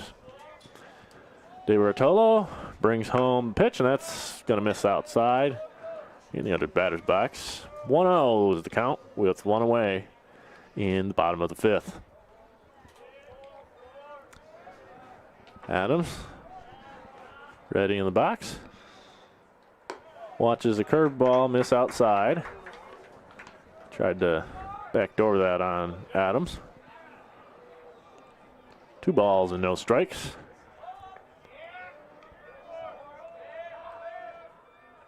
DeBartolo brings home the offering, and he misses outside again with a breaking ball. Hasn't really been able to land that breaker so far today. No, not really. His curveball has been all right, but the other breaking ball off-speed pitches have not. That one was way outside of the zone. I suggest he sticks to the fastball here. Probably. As that one misses high, and it's a 4-pitch walk to the 9 batter in the Pointers lineup. Turning the lineup over to Tommy Droner, the center fielder, leadoff batter. And before he takes his at-bat, River Falls pitching coach is going to have a few words of wisdom for his pitcher on the mound. Waving off the infield, just having the catcher come out to probably discuss a with him. Good coaching decision here. He had a nice strikeout on the previous batter, but certainly a 4-pitch walk for Adams, there is not what DeBartolo and the Red Hawks were looking for there. So the coach is probably just trying to center him on getting him back to his fastball and just sticking to his guns as far as what he's best at the mound. I'm going to wager a guess it also probably had something to do with Droner's a lefty, Adams was a lefty, Oliver is also a lefty, and maybe he struggles more against left-handed pitching or left-handed batters than he does against right-handed batters. Yeah, definitely. He set Fink down pretty strong easily. Inclination there. I agree. And Droner stands in now. There's 2 away, and Adams gets his lead, and Droner takes a strike. Going back to the fastball there, and nice pitch there from DeBartolo for an 0-1 count now. I think there's only 1 away. I think the scoreboard might be wrong. Yeah, there's only 1 away. Yeah. Okay, 1 away. Runner on first. Droner at the plate with an 0-1 count. And curveball drops in there, and throw got under the throw. Jackson Adams slides in there with a stolen base, and now there's a runner in scoring position for Droner with only 1 away. Great running there from Adams. Pretty good throw there from the Ripon catcher. Nolan Hollander to make a play on that for the Red Hawks, but nice running there from Adams to slide into the second base. Yeah, I think that was the second stolen base of the day, so putting the wheels to good use as Droner lines one up the middle into center field for a base hit. Adams is going to get sent around by third base coach, and he will be in there. Sliding home. 9-1 lead for the Pointers. RBI single there from Tommy Droner as the Pointers extend their lead, and at this point they're starting to look to extend this lead so they can get this game over with in Mercy Rule territory. What is the rule on that there, partner? About 10 after runnings? 7. Okay, yeah. 10 after 7. So. Droner is 4 for 4. Very good performance from Droner. Couldn't really ask much more from him. 4 base hits. As Mr. Sunshine, the power hitter, Ken Malver, comes up to the plate. Droner dancing around there and nearly got picked off. Getting a little bit of cocky under the base pass.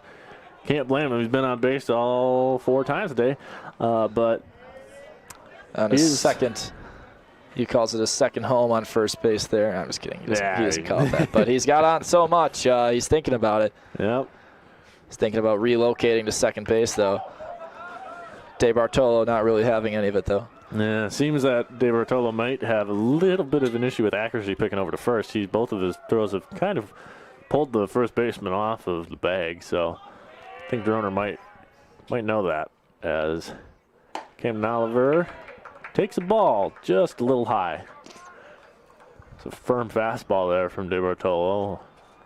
For sure, probably in the upper 80s, I would imagine. Yeah, a little frustrated with giving up that RBI single there as he pumps in fastball for strike 1.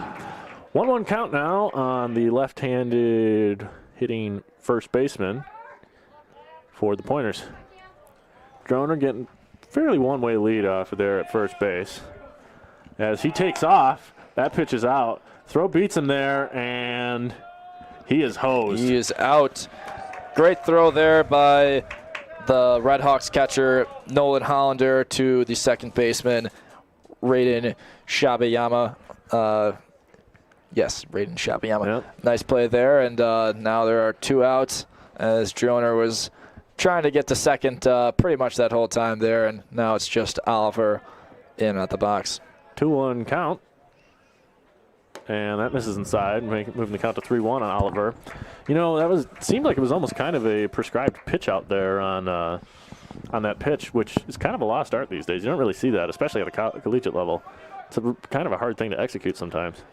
Yeah, I think that was probably as the pitch comes in. As that misses outside, and Oliver draws the walk.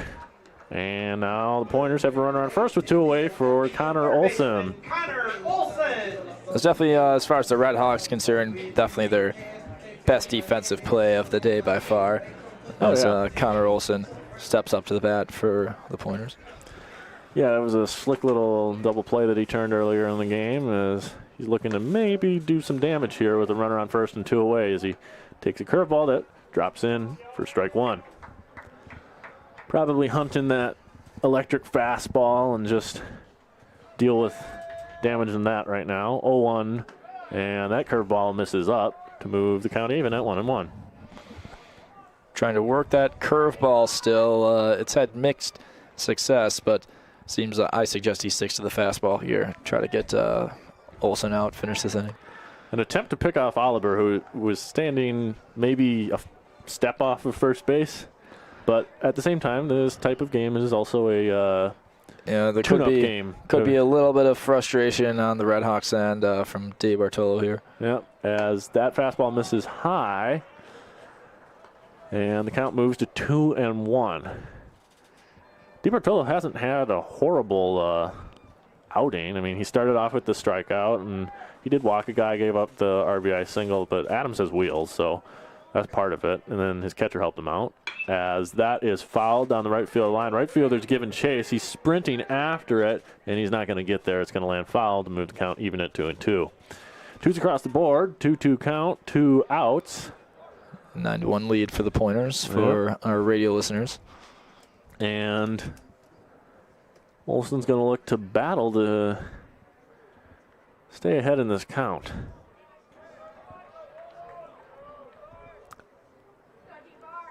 De Bertolo gets his sign, confirms and delivers, and that one's fouled straight back at us into the netting, and the count remains at 2-2. Olsen is 1 for 1 on the day with 2 runs scored and an RBI and a walk. He's also got his sacrifice fly. And the 2-2 pitch again, and foul ball. He checked, but it went off of the knob of his bat. Yeah. And I got to imagine there's a little bit of a stinging sensation going through his hands right now. That never feels nice. No, not at all. Oliver gets a few steps off of first base. The 2-2 pitch again. And that is flown in foul territory. Third baseman camps under it. He makes the catch. That will be the inning. Pointers do scratch one across as they extend their lead to 8 as the Pointers are leading the Red Hawks headed to the top of the 6th inning, 9-1. So, yeah, partner, so as the Pointers are coming on here to get back in the field, we'll just see what they can do. Looks like they're sending the freshman Ethan Winkler as extended relief pitcher here as he enters his 3rd inning, and why not, honestly? He's done a pretty good job.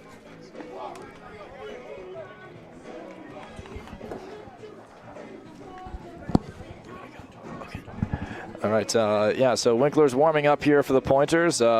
He is a left-handed freshman. He has 1 strikeout here so far today. Pointers are leading 9-1 here for our radio listeners. Pointers just had, let's see, just had 1 run in the 5th inning here in our last time hitting. We have not given up a run as far as defensively since we had the Red Hawks had a home run at the top of the 2nd inning on the Pointer starter, Braylon Nystrom. Pretty nice day out here. It's not super hot, but nice day still for some baseball. Not too much wind. There's some more wind expected, so pretty nice day for baseball, and seems like all the Pointer fans are enjoying watching all of their players play a relatively nice game so far here for the Pointers. Left fielder Kyler Hickman. We got left fielder for Ripon, Kyler Hickman, coming on to bat here.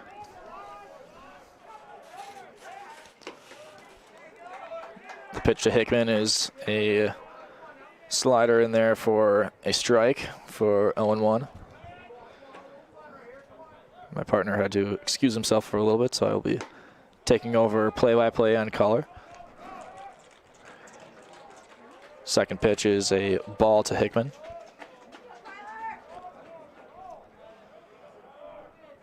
Winkler winding up. Swinging a foul there. Now the count is 1-2. Hickman is 1 for 2 today at the plate. Winkler winding up the pitch. Down for a ball on Hickman, and the count is 2-2. All right, my partner is returning back. I believe maybe he just had to use the Pointer facilities. Gets it in there for a ball a little bit close to Hickman, and it is now a full count. All right, welcome back, partner. Full count here on Hickman, the cleanup hitter. And Winkler's pitch is swung on and missed. Strikes him out. Beautiful pitch down and away with a fastball, and Hickman whiffed right through it for the first out of the inning. Great pitch there by the freshman Ethan Winkler as he picks up his 2nd K of the day. And we will see if he can continue it here and keep putting pressure on that, the hitting of the Red Hawks. Yeah, as Jack Anderson steps up to the plate, he's probably had the strongest day, I'd say, out of all the Red Hawks. Absolutely, definitely. He's definitely been the only thorn really offensively. As that one is flied out to center field, Droner's going to camp underneath it, and it's good old can of corn for the 2nd out of the inning. And, I know we talked after the 1st inning of Winkler coming in there about the the opportunities that he's going to get himself by earning some trust of his coaches. But now that he's doing this even more, and this is, if once he completes this, it'll be his third inning of work. That's really something. As the first pitch is swung through for strike one. Another beautiful pitch. I mean, that left-handed delivery with the fastball, it kind of comes from the outside and then into the zone. It's really been giving the Redhawks a lot of problems today. And, the development, it looks like it's not just in the future, it's happening right now. Yeah. And as long as he just sticks with his coach's advice, who knows? Maybe they could throw him in here in some of these conference games if they need him for depth. Definitely. As last pitch missed for a ball, and this one misses down for a ball as well, moving the count to 2-1. 2 outs already in the inning. Winkler moving through things fast. He's only at 38 pitches, so might even be able to see him go out there for another inning if they're really feeling good about it. As that one is grounded over to Olsen. Lays him a bit, still makes the play. He fires. Ooh, wild. He's going for 2. Yeah, airmails Oliver. Oliver's on it, and he's going to make second base on the throwing error by Connor Olsen. Brutal hop there, and you can't really blame him for the throw. That.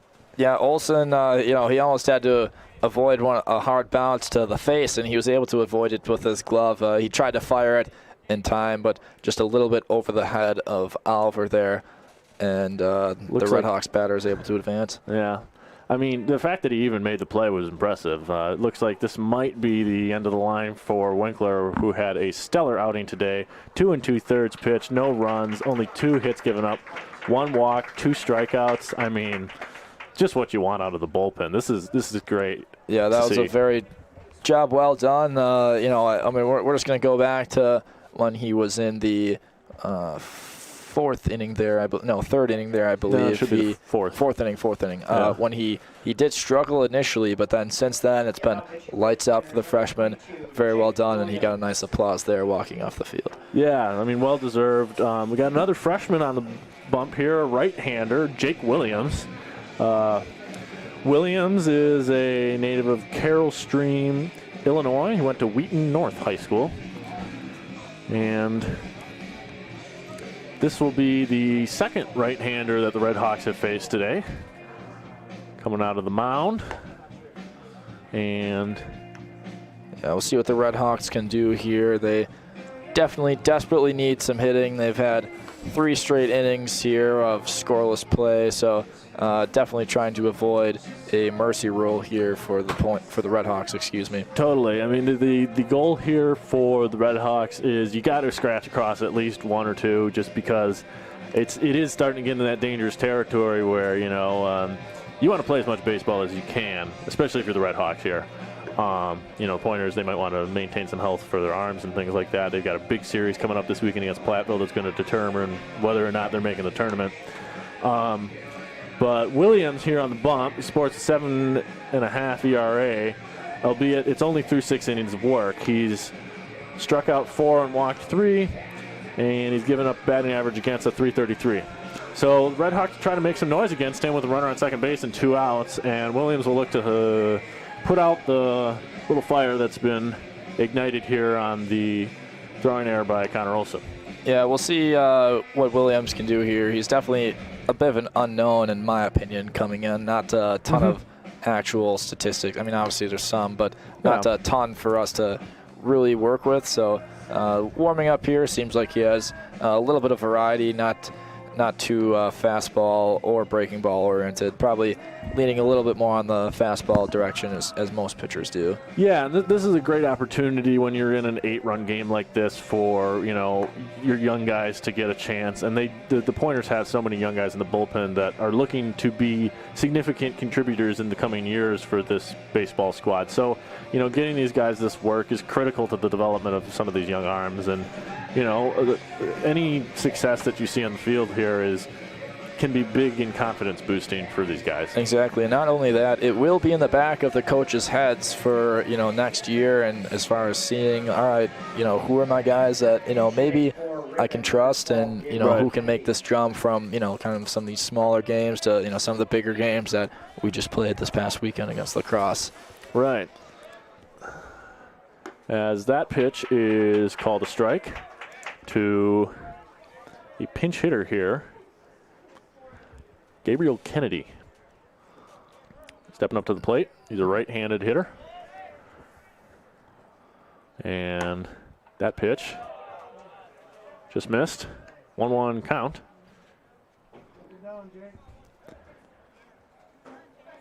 Kennedy is pinch hitting for Alex Ramos. Looking for some stats here for Kennedy. As that is half swung on, and that'll be a strike. 1-2 now with 2 away and a runner on second. Kennedy hits 438 here. Pretty good power for the Red Hawks, so now's the time to deliver on his end as he has a runner on second. And the pitch just misses outside with a cut fastball, and it's 2-2. 2 away, runner on second, and Kennedy is tied for second on the team with 2 home runs. 48 at-bats on the year. Slugging over .625, which is pretty good. As he swings through that, and Fink holds on, and that'll be the inning. So the Red Hawks strand 1 on second and head into the bottom of the 6th. Your Pointers are on top of the Red Hawks, 9-1.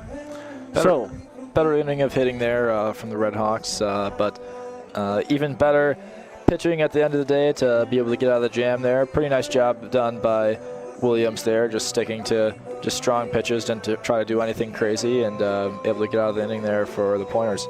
Yeah, I mean, this is so far this is a pretty, this is what you expected from the Pointers, and it's good to see, but now you need to see them kind of slam that door shut.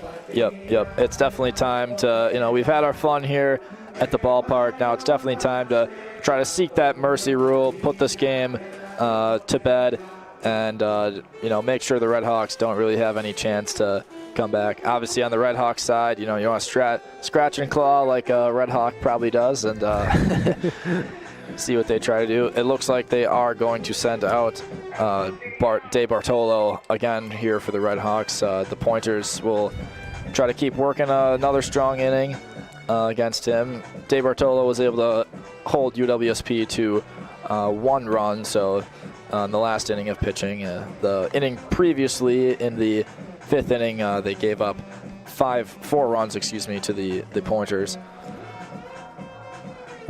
Just a quick note of defensive changes. Moving to third base will be Kyler Hickman, the former left fielder, and the pinch hitter for Alex Ramos, Gabriel Kennedy, will be moving to left field. So De Bartolo will look to hopefully put together a scoreless inning for the Red Hawks, and the Pointers will look to put this game out of reach and go for closing out the game in the top of 7th rather than top of 9. Definitely what the coaches are hopefully pushing for and keeping the team fired up on the sideline, I see, as De Bartolo is finishing his warm-up here for the Red Hawks. He will face Nystrom, Maistel, and Ramirez to lead off the inning. A slew of right-handed batters. He excelled a little bit more against the righties than he did the left-handed batters in the previous inning of work. Yeah, he actually did. It'll be fun to see him take on Nystrom.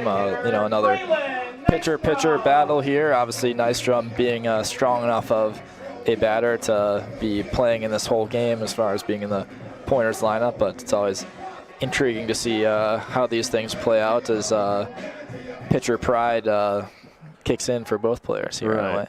Probably a relatively short leash here for De Bartolo as there is an arm warming up, and he did throw 23 pitches last inning as the first pitch there just misses outside with a bender, and the count is 1-0. Nystrom stepping in here against De Bartolo, and the 1-0 is rocketed to left field, and it's going to leave the park, but it's going to be foul. And some great power there from Nystrom. Pulls that early and definitely got that one to take off. Definitely got the Red Hawks worried about that one as it went foul into the softball field. Yeah, sitting dead right there. As the 1-1 is a breaking ball grounded to shortstop. Nystrom hustling down the line. Shortstop fires across the diamond, and 1 away now in the bottom of the 6th. as Drew Meistel will come up to the plate, hoping to get something started with one away. Nice power on that throw there from Alex Pankratz to throw out the hustling Braylon Nystrom. Braylon Nystrom. Excuse me. Unfortunately, that'll make Nystrom 0 for 4 on the day with 2 strikeouts. As Meistel steps up to the plate, looking to expand on a day where he's 1 for 2 with 3 RBIs and a run scored. As he takes the ball down and away, he's ahead of the count now, 1-0.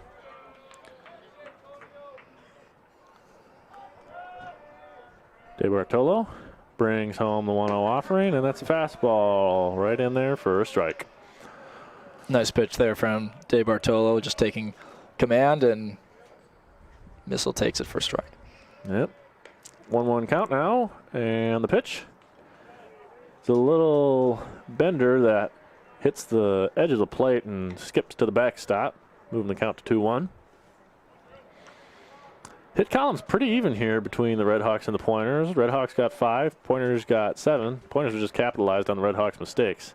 As the 2-1 pitch is a fastball that misses high, and count moves to 3-1.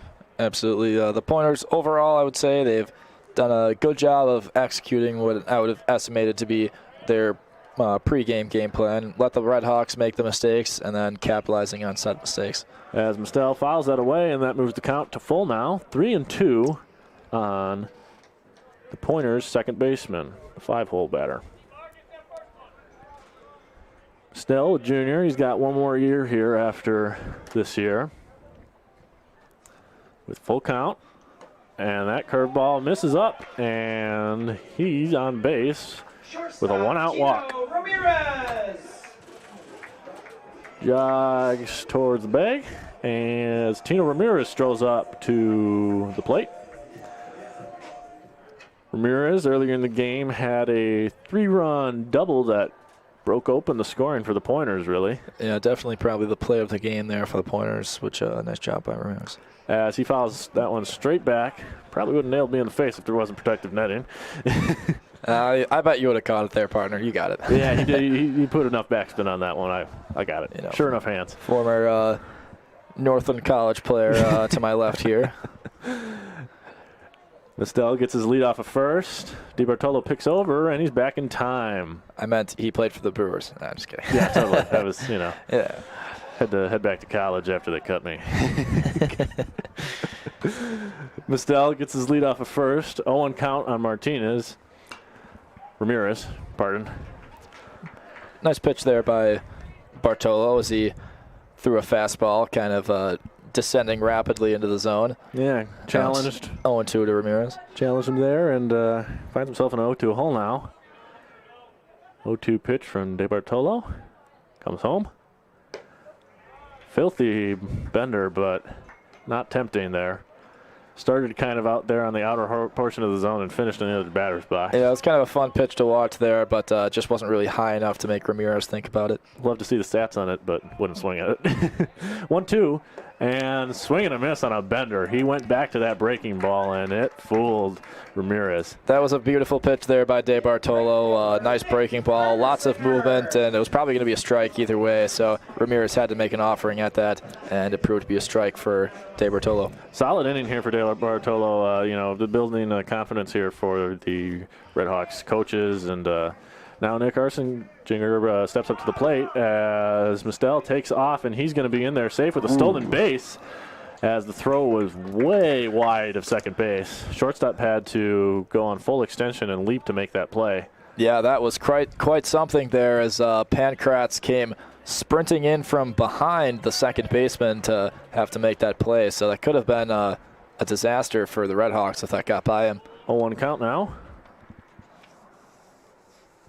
As Arsinger blasts that one to center field. Center field is going back in that.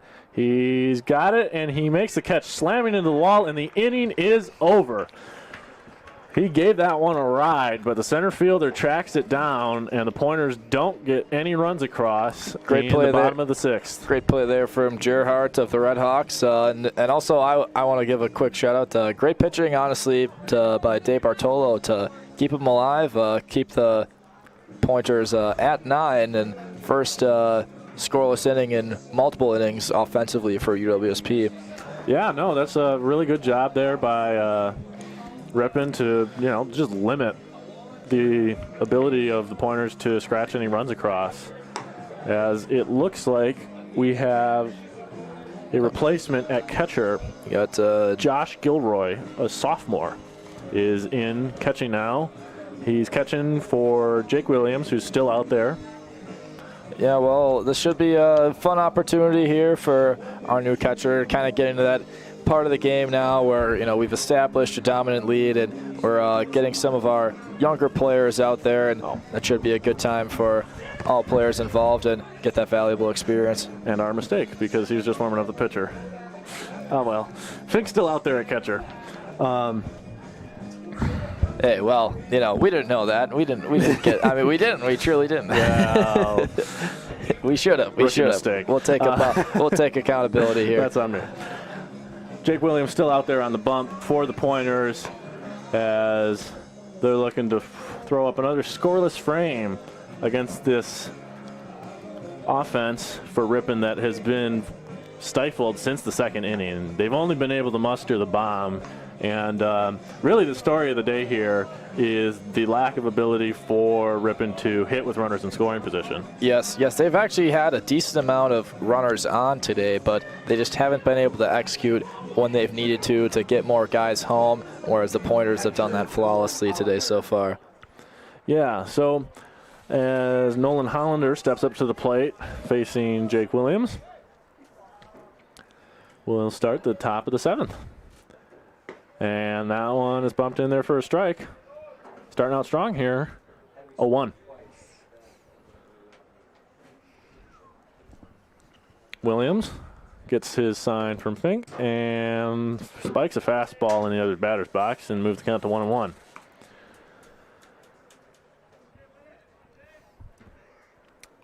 Williams working now here on the freshman catcher. And he fouls that one away, and it moves the count to 1-2 now.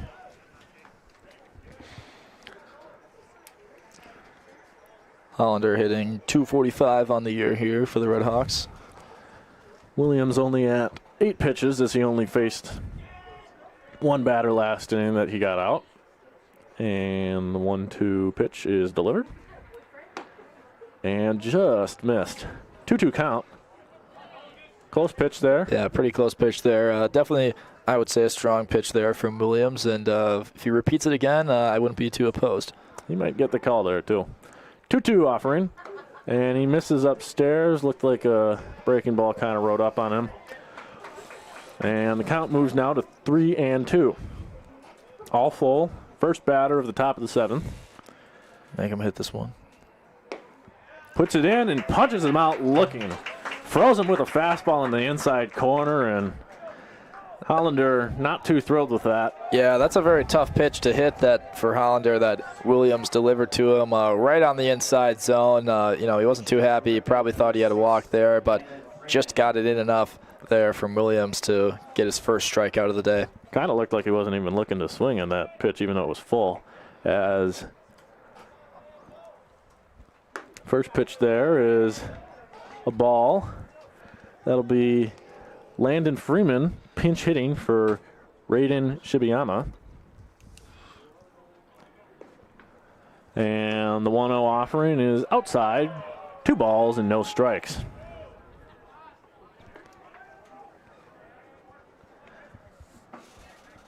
Freeman, freshman from Wisconsin Rapids, went to Manitowoc Lincoln High School. 2-0 pitch is fouled down the first base line. First base coach makes a clean play on it. And the count is 2-1. He's still got it. We'll let him know. Look, still got it. Williams comes set and delivers the 2-1 pitch, and that's lined out into the gap in center field. Drainer racing after it, and he's not going to get there. It gets all the way to the wall. Adams with the throw into the cutoff at short, but a pinch hit double for Landon Freeman coming off the bench. Just what the Red Hawks needed. Beautiful hit there from Freeman. Williams laid it over the zone just enough with not a ton of speed, and he drove that very deep. Joyner made a great play on it as far as his effort. Just wasn't quite able to get there. He tried to make the dive. Yeah, just past the outstretched reach of his glove. And that'll turn things back to the top of the order for the Red Hawks shortstop, Alex Pankratz.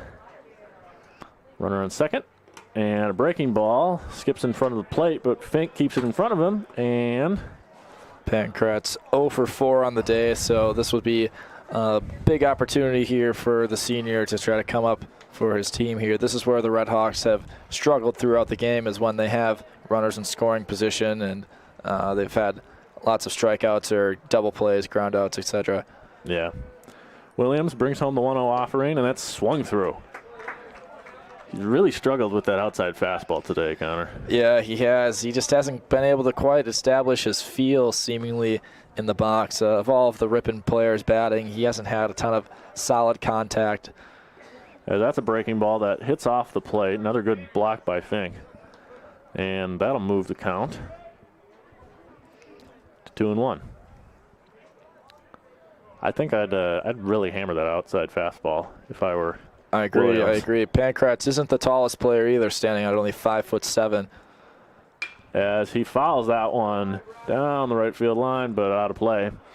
And the count moves to 2-2. It's funny, as we discussed that, I did view Pankratz step into the box a little bit, so perhaps he might have noticed Williams trying to expose that outside corner a little bit. A little bit vulnerable for the pitch inside. 2-2. And he swings and whiffs. And there's nobody at second base for the throw down from Fink. And Freeman is going to advance to third on what's only going to get scored is an error by the catcher. Unfortunate miscommunication from the middle infielders and catcher there for the Pointers. But yeah, it seemed like Williams, the pitcher, also kind of ducked a little bit late, causing some confusion between the catcher and the shortstop as to who was exactly going to try to make that play at second base. Potentially.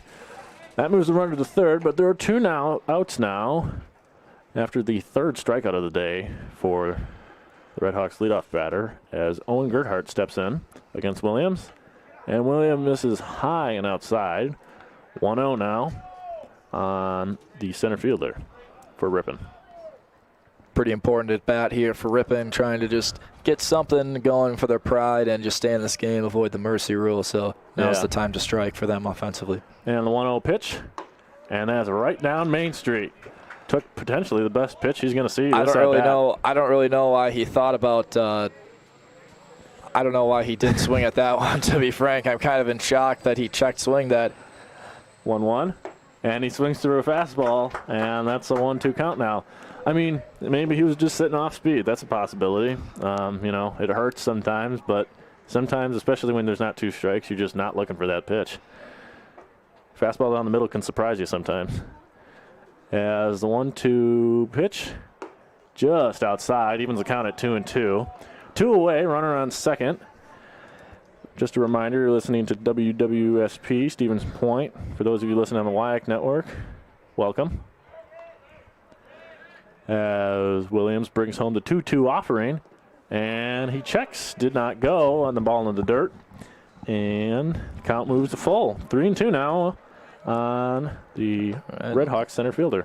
A little bit more pressure here on both players. Definitely a little bit more excitement in the stands. And he swings through the 3-2 pitch. Williams records the strikeout. Another scoreless frame for the Pointers pitching staff as we are ready to stretch here at Zimmermann Field.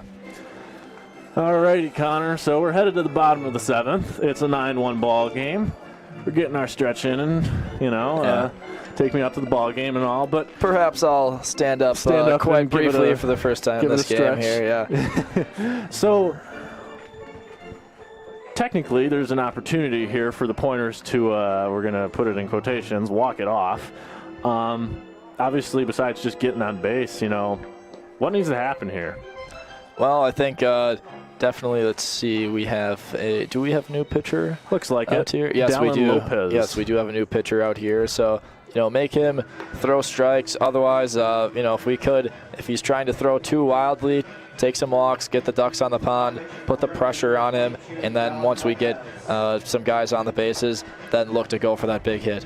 Yeah, I mean, couldn't agree more. Just, play baseball, play the fundamental baseball you play. Obviously, I don't think we're going to see them pulling out any like small ball and stealing too many bases, being up by 8. But No, I think now's the time to have fun, let loose, and maybe could be the time to if you see a pitch that you think you can give it a ride, give it a ride.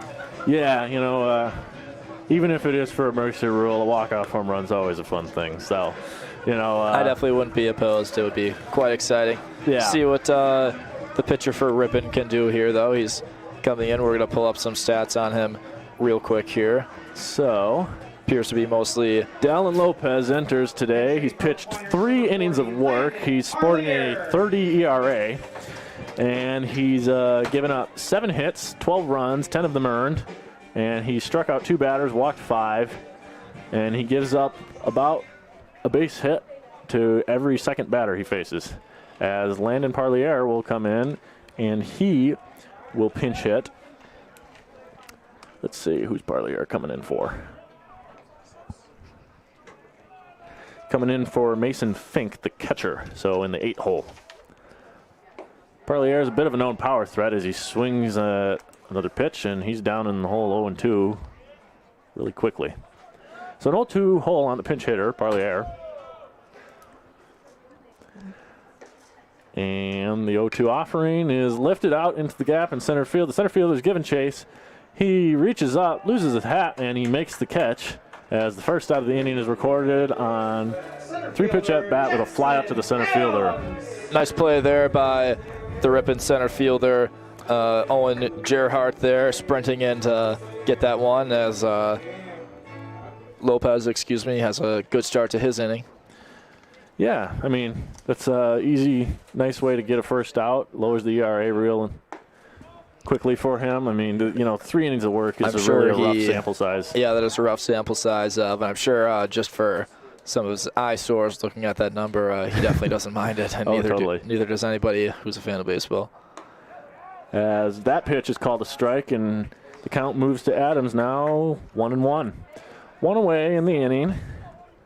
Adams, the left fielder. A 1-1 count. And that pitch just missed outside.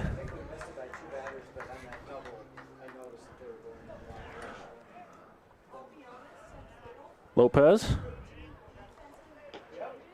2-1 count to Adams. And the pitch. And that's fouled off the catcher. That can't have felt good. No, strong pitch there from Lopez. He's sticking with his fastball and just seeing what Adams can do with it here. So far, strong at-bat from both pitcher and batter. 2-2 pitch to Adams. And he rips that one right at the first baseman, makes the catch, and quickly now there are 2 away in the inning. Nice contact there by Adams, however. He saw it over the middle. He took it early, just went right to the first baseman of Ripon there. Eyes got a little bit big, was a little bit out in front of it, and that's when you get those soft liners pull side to the first baseman. As the order will turn over now for Tommy Droner, and he's looking to manufacture something with 2 away as a called strike for the first pitch as he finds himself down 0-1. Droner, 3 for 3 on the day, also been hit by a pitch. He's got an RBI, 2 runs scored. And he's stolen 1 base and been caught stealing once as he takes a ball outside. 1-1 count on the Pointers center fielder. Had himself quite the day at the plate. Yeah, he's had a strong day. For the most part, nothing like too flashy as far as the pitch. He lays down another bunt. Pitcher from the seat of his pants attempts to make the throw, but Droner will beat out the throw for a base hit as he moves now to 4 for 4 on the day. He's been on base 5 times. Very impressive performance by Droner. As I was saying prior to that pitch, I just mistimed my commentary. Sorry about that, folks. All good. But, Droner, very solid performance. Another one where he didn't really do anything too crazy, but he was able to reach the base. Did his job as a leadoff hitter. As Camden Oliver, who's 1 for 3 on the day with an RBI and a walk, steps up and takes a ball just outside. 2 away, and Redhawks looking to get some extra baseball, avoiding the mercy. Oliver takes high. It's a long shot, but he is tied for the lead on the team with home runs, and if he were to leave the yard here, this game would be over via mercy rule. We can hope. Oliver in a 3-0 count now, and with the power that he possesses, I wouldn't be opposed if the coach gave him a green light here. I agree, partner. Now's the time to swing away. There's really nothing to lose for him either. The pitch misses inside, and it's a 4-pitch walk to Camden Oliver, which brings up Connor Olson, the 3-hole batter and third baseman. Now this is what I was referring to while the pitcher was warming up here. We got some runners on. Now is the time to strike for the Pointers. Now is the time to go for a slightly bigger hit and try to potentially get this mercy rule. All right, and that pitch misses outside. 1 ball, no strikes to Connor Olson. And Ripon sending a pretty clear message to the pitcher. There's nobody even remotely warming up, so this is his inning. Olson, 1-0, and he lines that one out to center field. Center fielder's tracking on it. He's going to make the catch, and we are going to the top of the 8th. No runs in for your Pointers, and the score remains 9-1 Pointers. Well, it wasn't totally beautiful, that whole inning there, but, Lopez able to put up a 0 there for Ripon, and, that's pretty much what they're looking for as they try to finish this game on their end defensively. As we get back to Ripon batting, they're pretty much have avoid the mercy rule here, correct? Well, or it could still happen, I suppose. Could still happen. But, in the bottom they're trying to reach that. Ripon's trying to reach that 9th inning. UWSP is trying to put it out here. So since that 6th inning, it's been pretty much a little bit of cat and mouse here from both teams as they try to go in the opposite directions that they're seeking. Yeah, I mean, there's been a lot of, there's been good pitching in this game for the most part, which is it's refreshing to see. Obviously the score doesn't necessarily indicate that as much, but both sides have had bright spots when it comes to pitching. I agree. I mean, as far as Ripon, although Stevens Point did put up 4 runs in that 4th inning. I think the worst inning of pitching from Ripon was in that 1st inning when their starter was kind of throwing a lot of wild pitches, a lot of easy walks for the Pointers. But, since then, mostly the Redhawks have made the Pointers, make those hits, make those plays. Right. And, as far as the Ripon coaches, that's all you can ask from your players when you're playing a more talented team in the Pointers. Right. I mean, they've they haven't laid down, and they fought even despite the score. As Isaac Beeler is the new pitcher on the mound. So the Pointers looking to get some more work for some of their other guys. We've had sophomore, freshman, sophomore. So really kind of a youth and fusion game. Or, I don't know what you call those, Stars of Tomorrow.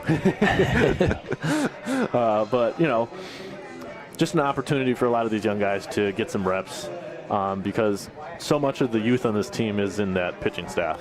Yep, absolutely, partner. And just looking at, overall the relief has been, very well. I mean, overall just good pitching here from the Pointers. But, it's still college baseball, and, sometimes there's pressure on you out there on the mound, especially. You got to deliver under pressure, no matter what game it is, no matter what team you're playing.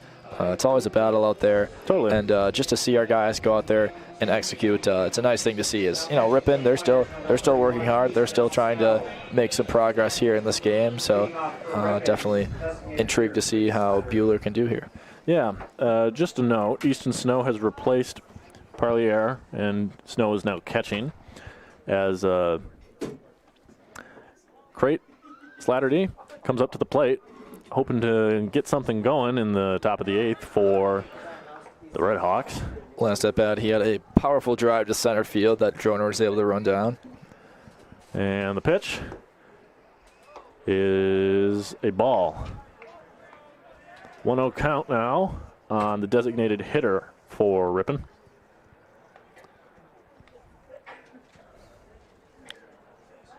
The 1-0 pitch is low again.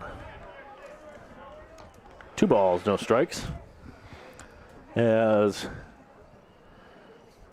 Slattery is looking to get something happening for him. He's 0 for 3 on the day. And he fists a foul ball from a fastball in on the hands. And Slattery with a bit of a defensive swing there almost. It probably would have been a ball, but it was kind of coming for his face. So yeah, that was more chose of to a swing there. Protect myself. 2-1 pitch. And that's a fastball that's floated out there fairly deep out to Droner. He camps underneath it. A few steps, makes the catch, and there's one away in the top of the 8th. Pretty good contact there from Slattery. He just didn't quite look like he short-armed his swing just a little bit there, and it just popped up into the air there. Got under it a little bit. Brought the head up a little too early, and that'll bring Kyler Hickman to the plate. Hickman is 1 for 3 on the day with 1 double as he takes a fastball high. Good catcher effect from Snow with the puff of dust on the fastball. Yeah, you could hear the velocity coming off of that mitt for sure, probably around 90 miles an hour there. And the 1-0 is a breaking ball that stays up. And 2-0 count with 1 away on the third baseman now. Starting in left field, he's at third base now. 2-0 pitch. That's a fastball that's ripped out to left field. Adams is working on it. He's watching, and that ball got out of here in a hurry. That is a solo home run for Kyler Hickman. He got a fastball in the zone, and boy, did he not miss that. I'd say that ball maybe left the park in 2 seconds. Didn't have much ink on it. Yeah, that was a beautiful line drive there from Hickman. He is a 6'3", 225-pound senior.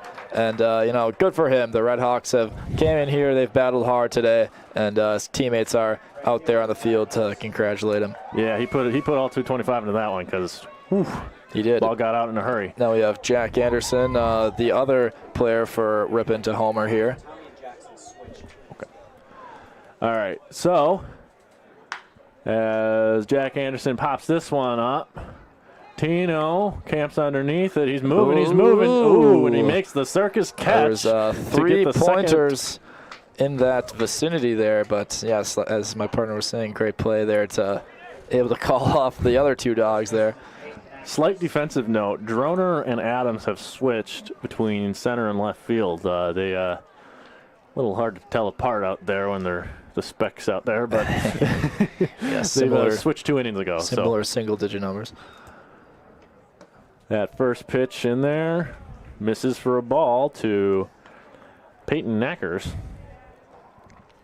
Knackers, the right-handed hitting freshman, is 0 for 3 on the day. 1-0 pitch. Another breaking ball that skips in the dirt. 2-0. Beeler's got a pretty good breaking ball, it seems, but it's not something that he's been landing in the strike zone. It seems more like a good swing and miss pitch. I agree. 2-0 count, and that's a fastball that's a little bit in the hands, and the count moves to 3-0. 2 outs, 1 run in this inning. Scores 9-2 pointers after the home run. 3-0 pitch, and there's the automatic for strike 1. 3-1 count, 2 away to the right-handed hitter. 3-1 pitch. Down in the dirt, and it's a 5-pitch walk with 2 away. And Gabriel Kennedy stepping up to the plate. And it looks like there's going to be a little conference on the mound. Yeah, Bueller was trying to find that low in the zone pitch once again that he delivered on that 4th pitch for a strike, but just a little bit too much sink on that pitch, and he is handing off the ball to our head coach for a Pointers pitching change. So that'll be the end of Beeler's day. Beeler's finishing line is 2/3 of an inning pitched, 1 earned run given up. on 12 pitches, no strikeouts, and 1 walk. For the Pointers, number 16, Caden Wagner. All right, Caden Wagner coming in for relief for the Pointers here. Pull up some Wagner stats is here. a pitcher sporting a 7.33 ERA. He's put in 23 and a third innings of work, so he's been a bit of a workhorse here for the Pointers bullpen. Yeah, done a pretty solid job. Decent amount of appearances here. He's a 5'11", 175 sophomore out of Algonquin, Illinois, attending Jacobs High School there. See how he warms up here. Try to get a good feel of his style here. Pointers just looking to get out of this inning, and I would imagine they'll probably stick with him to just, lock this one down and finish it out. Yeah, this would be a good opportunity for him to find his groove here and find just that extended relief. Hopefully not ideal if the Pointers would have to use another pitcher, but I don't think they will.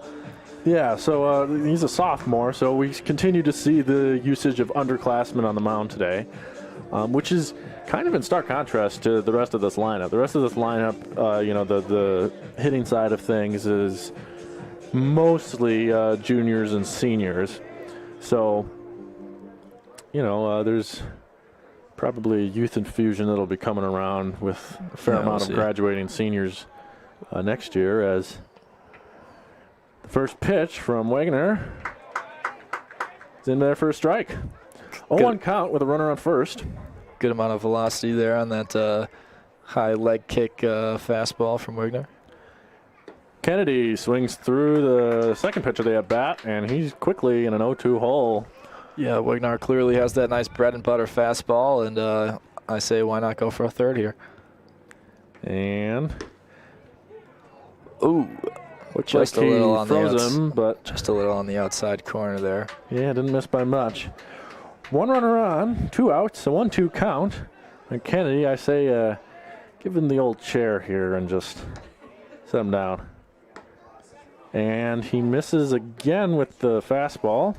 2-2 count now on Kennedy, left fielder. Runner on first, takes his lead, fairly sizable. And Wagner delivers, and that's a fastball high, and Kennedy's worked the count now, full 3-2. See what Kennedy can do here. I say swing away here as there are 2 outs, and it's the end of the game here. Does have teammate on. Yep, and the full count pitch is fouled off to the right side. Camden Oliver gives it a chase, but to no avail, and the count remains 3-2.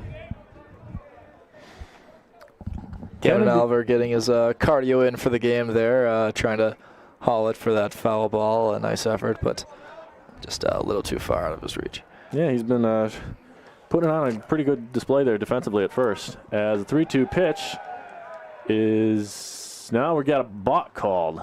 No pitch. So the count remains 3-2. Knackers will move up to second base on the balk.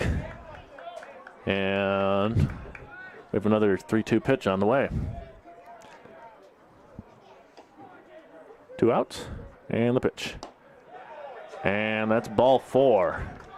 So 2 on now, as the Redhawks catcher, Hollander, Nolan Hollander, will be stepping up with a runner in scoring position and a runner on first. And, they haven't been hitting with runners in scoring position the whole game, so there's no time like the present for them. I agree there, partner. Keep throwing those fastballs in the zone and just make them make those plays. As that goes off of the pitcher, Wagner, he's hustling, flips to Oliver, and he gets it in time. So, no damage despite 2 base runners after the home run from Hickman. And the Redhawks get 1 in this inning, and the score now is 9-2, your Pointers. Great job there by Wagner, delivering a low strike, getting a ground ball, did go off his foot, but then great hustle to toss it to Oliver to get that last out there. Yeah, obviously you're going to want to check on him, make sure that he's all right, didn't get any, didn't get like the ankle or anything like that. But way to use your body to make a defensive play because that ball might be up the middle otherwise. Exactly. That's what they call putting it all out there here for the Pointers. It's what you like to see, that kind of effort. As I believe the Red Hawks now still are rolling out Lopez to try to close this one out. Yeah, close this one out here. Still have last inning likely of play here for the defensive side of the Red Hawks. Yeah, so I mean, realistically, the Pointers here just have good at bats. Wouldn't be surprised if maybe they throw a pinch hitter or two just to get some guys. Yeah, I agree. I think that'd be a wise coaching decision here. As you know, most of the lineup here has gone. The whole lineup here has gone through 3 times. We're starting to push 4 now for the Pointers as far as the amount of times they've gone out to bat. So, you know, maybe a little switch up, give a freshman or two a chance out there. Or on the flip side, maybe give a senior who hasn't played quite as much, opportunity there for the Pointers. Yeah, you know, it's a 9-2 game. At this point, it's just go out there, play baseball, and have fun. So, stepping up to the plate will be the cleanup hitter for the Pointers, Braylon Nystrom. Designated hitter, Braylon Nystrom. Nystrom having a bit of a struggle today. He is 0 for 4 now on the day, so we'll see if he can right the ship here and make this a little bit better of an at-bat. Wants to improve that stat line at the plate just to, you know, do his best Ohtani impression. He's going the two-way route on the mound and hitting, which is not always the easiest thing to do, as that pitch is grounded foul, and the count moves to 1-1 on the Pointers cleanup hitter. Good take there from Nystrom. It was kind of over the plate, but low. He took it early, just kind of chopped it foul there. We'll see if he can time his pitch, time his hit here a little better. 1-1 pitch is fouled off the plate and backwards, so that'll move the count to 1-2. And it's leadoff batter here for the Pointers in the bottom of the 8th. No outs. And Lopez comes sit and delivers the pitch to Nystrom, and he hammers that ball, but it's going to be foul. He has had, I think, 3 foul ball home runs today. He's been really hot in that fastball today. Almost, yeah. Well, that first one of the day, we could have been a home run. We'll stop. We should probably stop bringing that, but that was a nice hit there. Great power from Nystrom. As the 1-2 pitch misses inside near his kneecaps, and it's a 2-2 count. But yeah, I mean, he's been really eager on those fastballs, which you can't blame him. He's been hammering them. But, exactly. You know, I mean, when your timing is good, when your rhythm is good, that's what you got to do. So for 0-4, he hasn't had a bad day.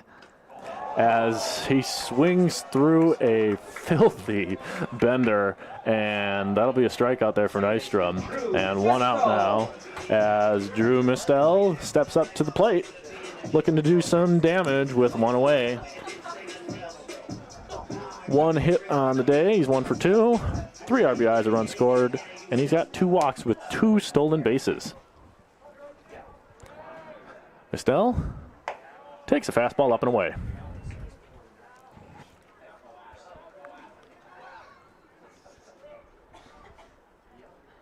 Lopez gets his sign, and the pitch is a strike. Just clipped the outside corner there.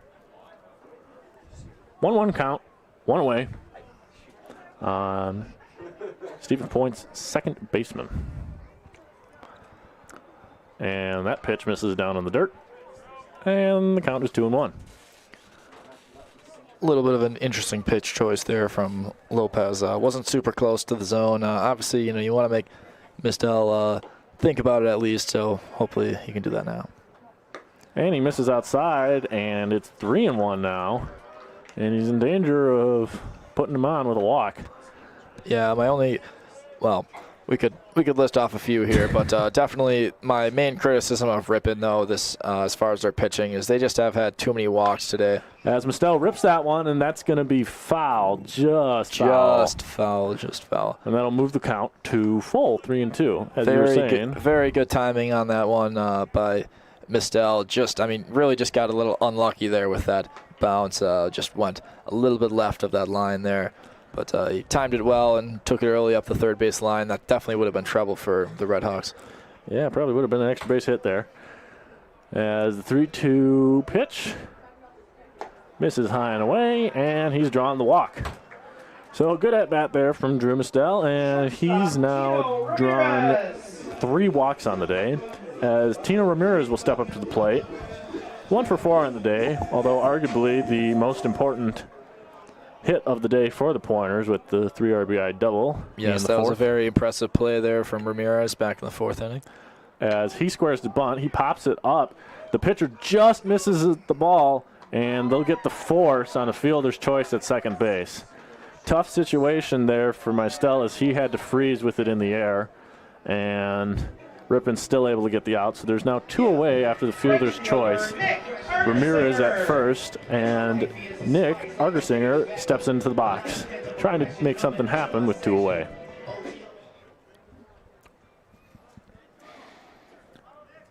Lopez gets his sign, deep breath, and a ball in the dirt is there for ball 1.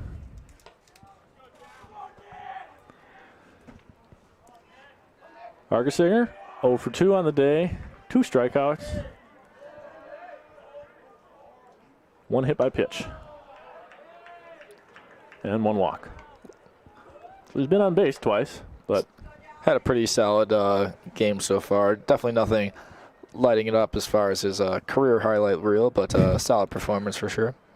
Never going to turn down some walks, No. as he swings and misses to make the count 2-1. You walk twice every day, generally you'll find your spot onto a team. Yep, yeah. On base percentage, arguably more important than your batting average, you could argue. Yep. 2-1 pitch as Mistel takes off. No, that's Ramirez, and he's in there as the throw's wide. And he'll be in there with the stolen base, as the Pointers have been kind of running ragged all over this freshman arm behind the plate today. Yeah, they have only 1 for 5 from the catcher Hollander of Ripon for attempting to throw out Pointers, stealing from first to second. So definitely something in the offseason as far as working on that pop-up throw from home to second. 3-1 pitch is rocked by Argersinger out to center field. Center fielder's camping under it. He makes the catch, and that's the inning. So Pointers don't get anything in the bottom of the 8th, and the score remains 9-2, your Pointers. All right, well, here it is, partner. We've made it through this relatively long 9-2 game, honestly, to, for being honest with ourselves here. But, it's been a great time, and, we got hopefully one last inning here of baseball between the Red Hawks and the Pointers, as we are returning our pitcher out there for the Pointers. Yep. Caden Wagner will be out there for another inning of work, hoping to close out this ball game, although it's not a safe situation. And despite how this has felt as long and drawn out, there's been long at-bats from both teams. I mean, both, 8 hits, 7 hits. This is an all-around ball game.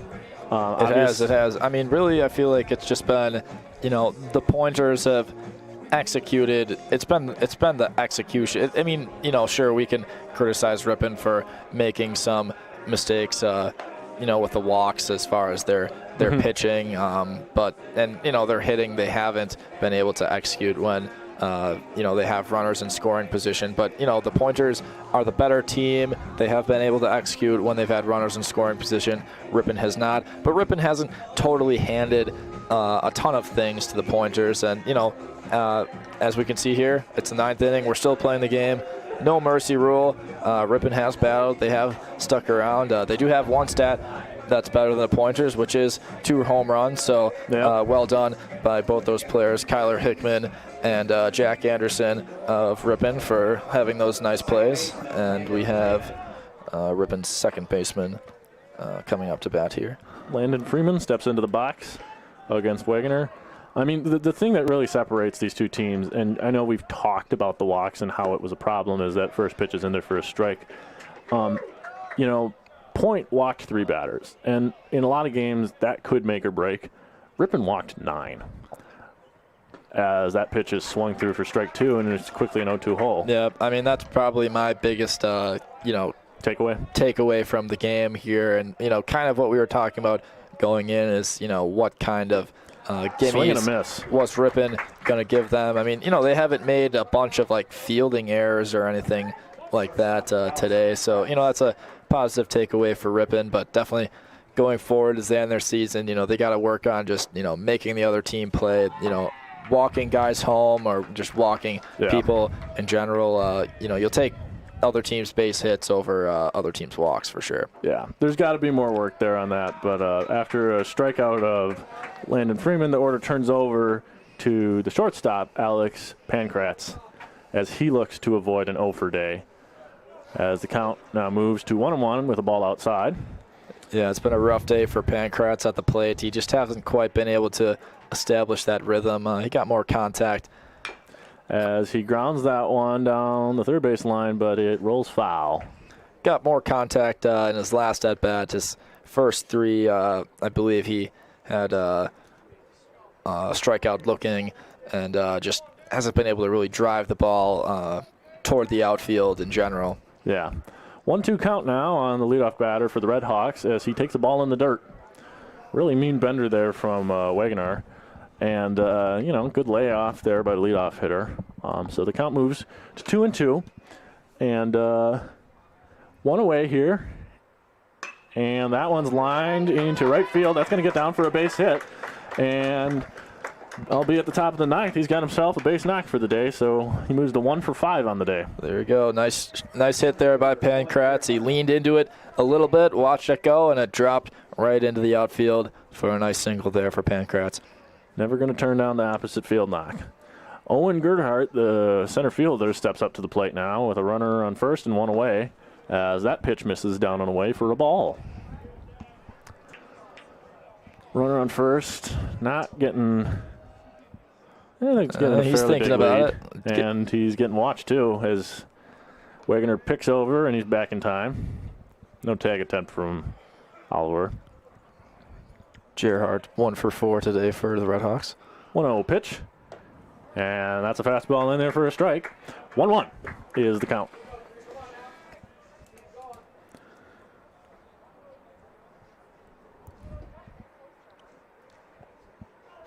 One count, one away. Runner on first. And the pitch is fouled down to play. Left field side. Hits a tree, no car, all good. Yep. No insurance needed yet today, so that's good. Always a good day when that happens. Quite a few scares on Sunday against the Cross. A lot of foul balls there, but it's a sign of good baseball, good contact with the hitting. Yep. 1-2 count and the pitch. Runner's on the go, and that's a foul pop-up, and that'll be out of play, and runner will have to take the jog back to first base as the count remains at 1-2. So a decent fight here from the Red Hawks center fielder as Wagoner comes set and delivers the 1-2 pitch. And he fouls that one off down the left field line. Droner's giving it a look, but it's going to be well foul, and count remains at 1-2. Yeah, Gerhardt here with a very strong at-bat so far. Lots of fouling off here, strong contact. Working the count, that's for sure. And the 1-2 offering, that's lined down the right field line. That's going to get down for a base hit. Pankratz is going to go first to third on that, and Ripon is in business with runners on first and third and only one away with their best hitter coming to the plate in Creed Slattery. Very strong hitting here from the Red Hawks. They're taking all the opportunities that they possibly can. Strong contact when they're fouling balls off, and then strong hits into that right field corner there, shallow right field, excuse me. Yeah. And Ripon's still dancing here. Yeah. And now the dangerous part of the order is starting to come up as Wagoner misses down and away with a fastball. Slattery's 0-4 today. He's gotten a little bit unlucky. He's been hitting it deep into center field, but Tommy Droner has been gobbling it up. We do have a change, though. Adams is now in center field, though, for the Pointers. That's fouled away. And it's a 1-1 count now on the designated hitter for Ripon.